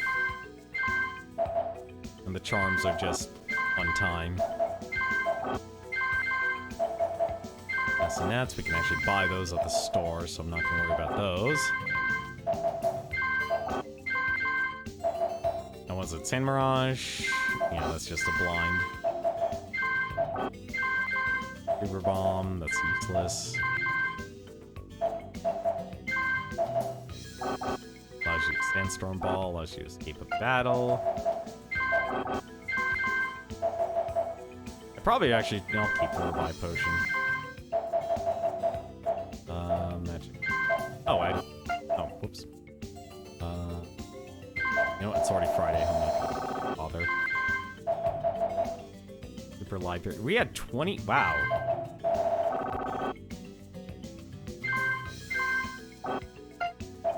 Oh, we only had 9 left, never mind.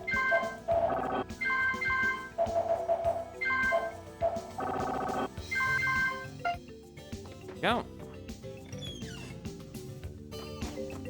I mean, honestly, he does decent damage. It's not the best, though. I mean, like...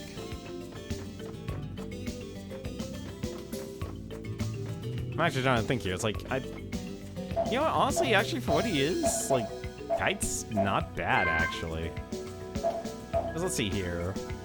Like, for not having upgradable stats, he has very high defense. He has... The only, like, his weakness is his magic. His magic and magic defense. I'm curious, too. Like, this is odd. I'm literally dragging 2 more people into this mess. Let's draw off the eggs. You know what? Actually, hang on a second. I'm curious. We have 37. 37, and one is dead, so we almost have half of the amount here. Oh, that's an interesting one. Look at all the unique birds here.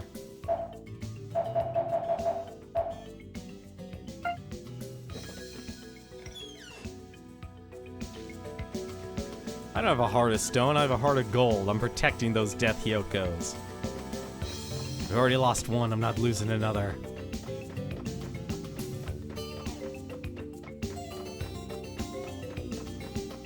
So this means, like, I'm actually a little bummed out, honestly. Like, that means basically I have to wander this game by myself with just mouse in order to make any sense of progression. Also, how... Oops, that's one thing. Let's just put the revive potions in there. Alright. I'm actually confused here. What time is it? Like, it's nighttime. Clearly, but at the same time... I probably should actually give these to someone. Do you...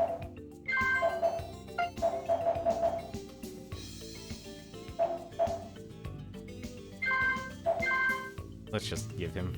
It's 5 a.m. probably. Oh, you're probably right, actually. It's probably 5 a.m. What was I thinking? It's 5 a.m. Well... No, actually, it's almost midnight, actually, in our time here, so why don't we actually wrap things up here? Now that we have everything secured.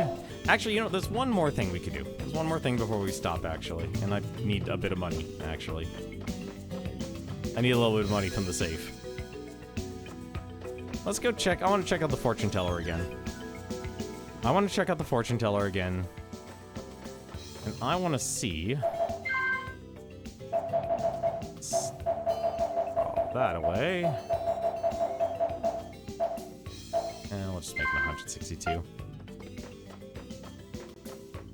I want to see if the dialogue changes with the fortune teller.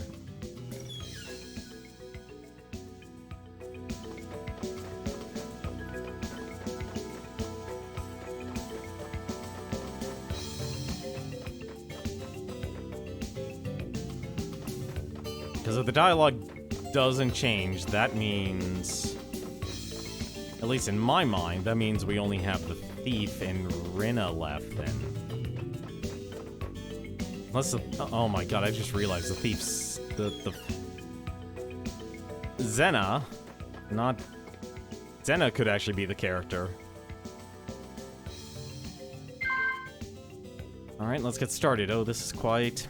I can see... Yes, I can see it all. Man is very cunning. I see a man who's carrying a sad burden. Okay, it's probably the thief then. His friends, his girlfriend, you will bring something huge. Something very large will be taken. Will be taken. Okay, so no, it's gotta be the thief.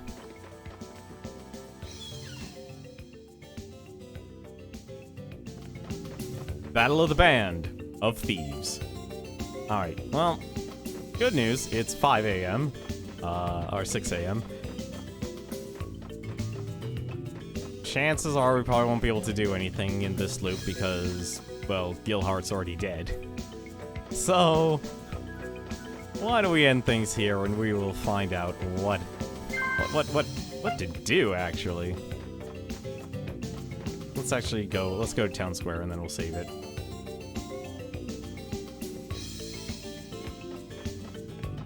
What the heck am I? Okay.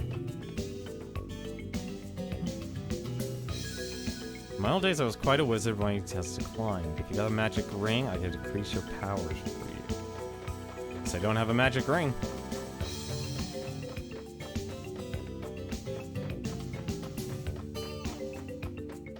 Yeah, so I think we only have Rinna and Rinna left, actually. Well, this will be a good place to save. Alright, that's gonna do it for us. Why don't we save here and let's get out of here. But yeah, it'll be interesting. I think what I might do, tomorrow we'll literally warp to day 1, because I feel like something will happen. Because if we're technically in a time loop, it doesn't matter how long it takes. It technically doesn't matter how long it takes. They'll show up. Beak and Fang will show up.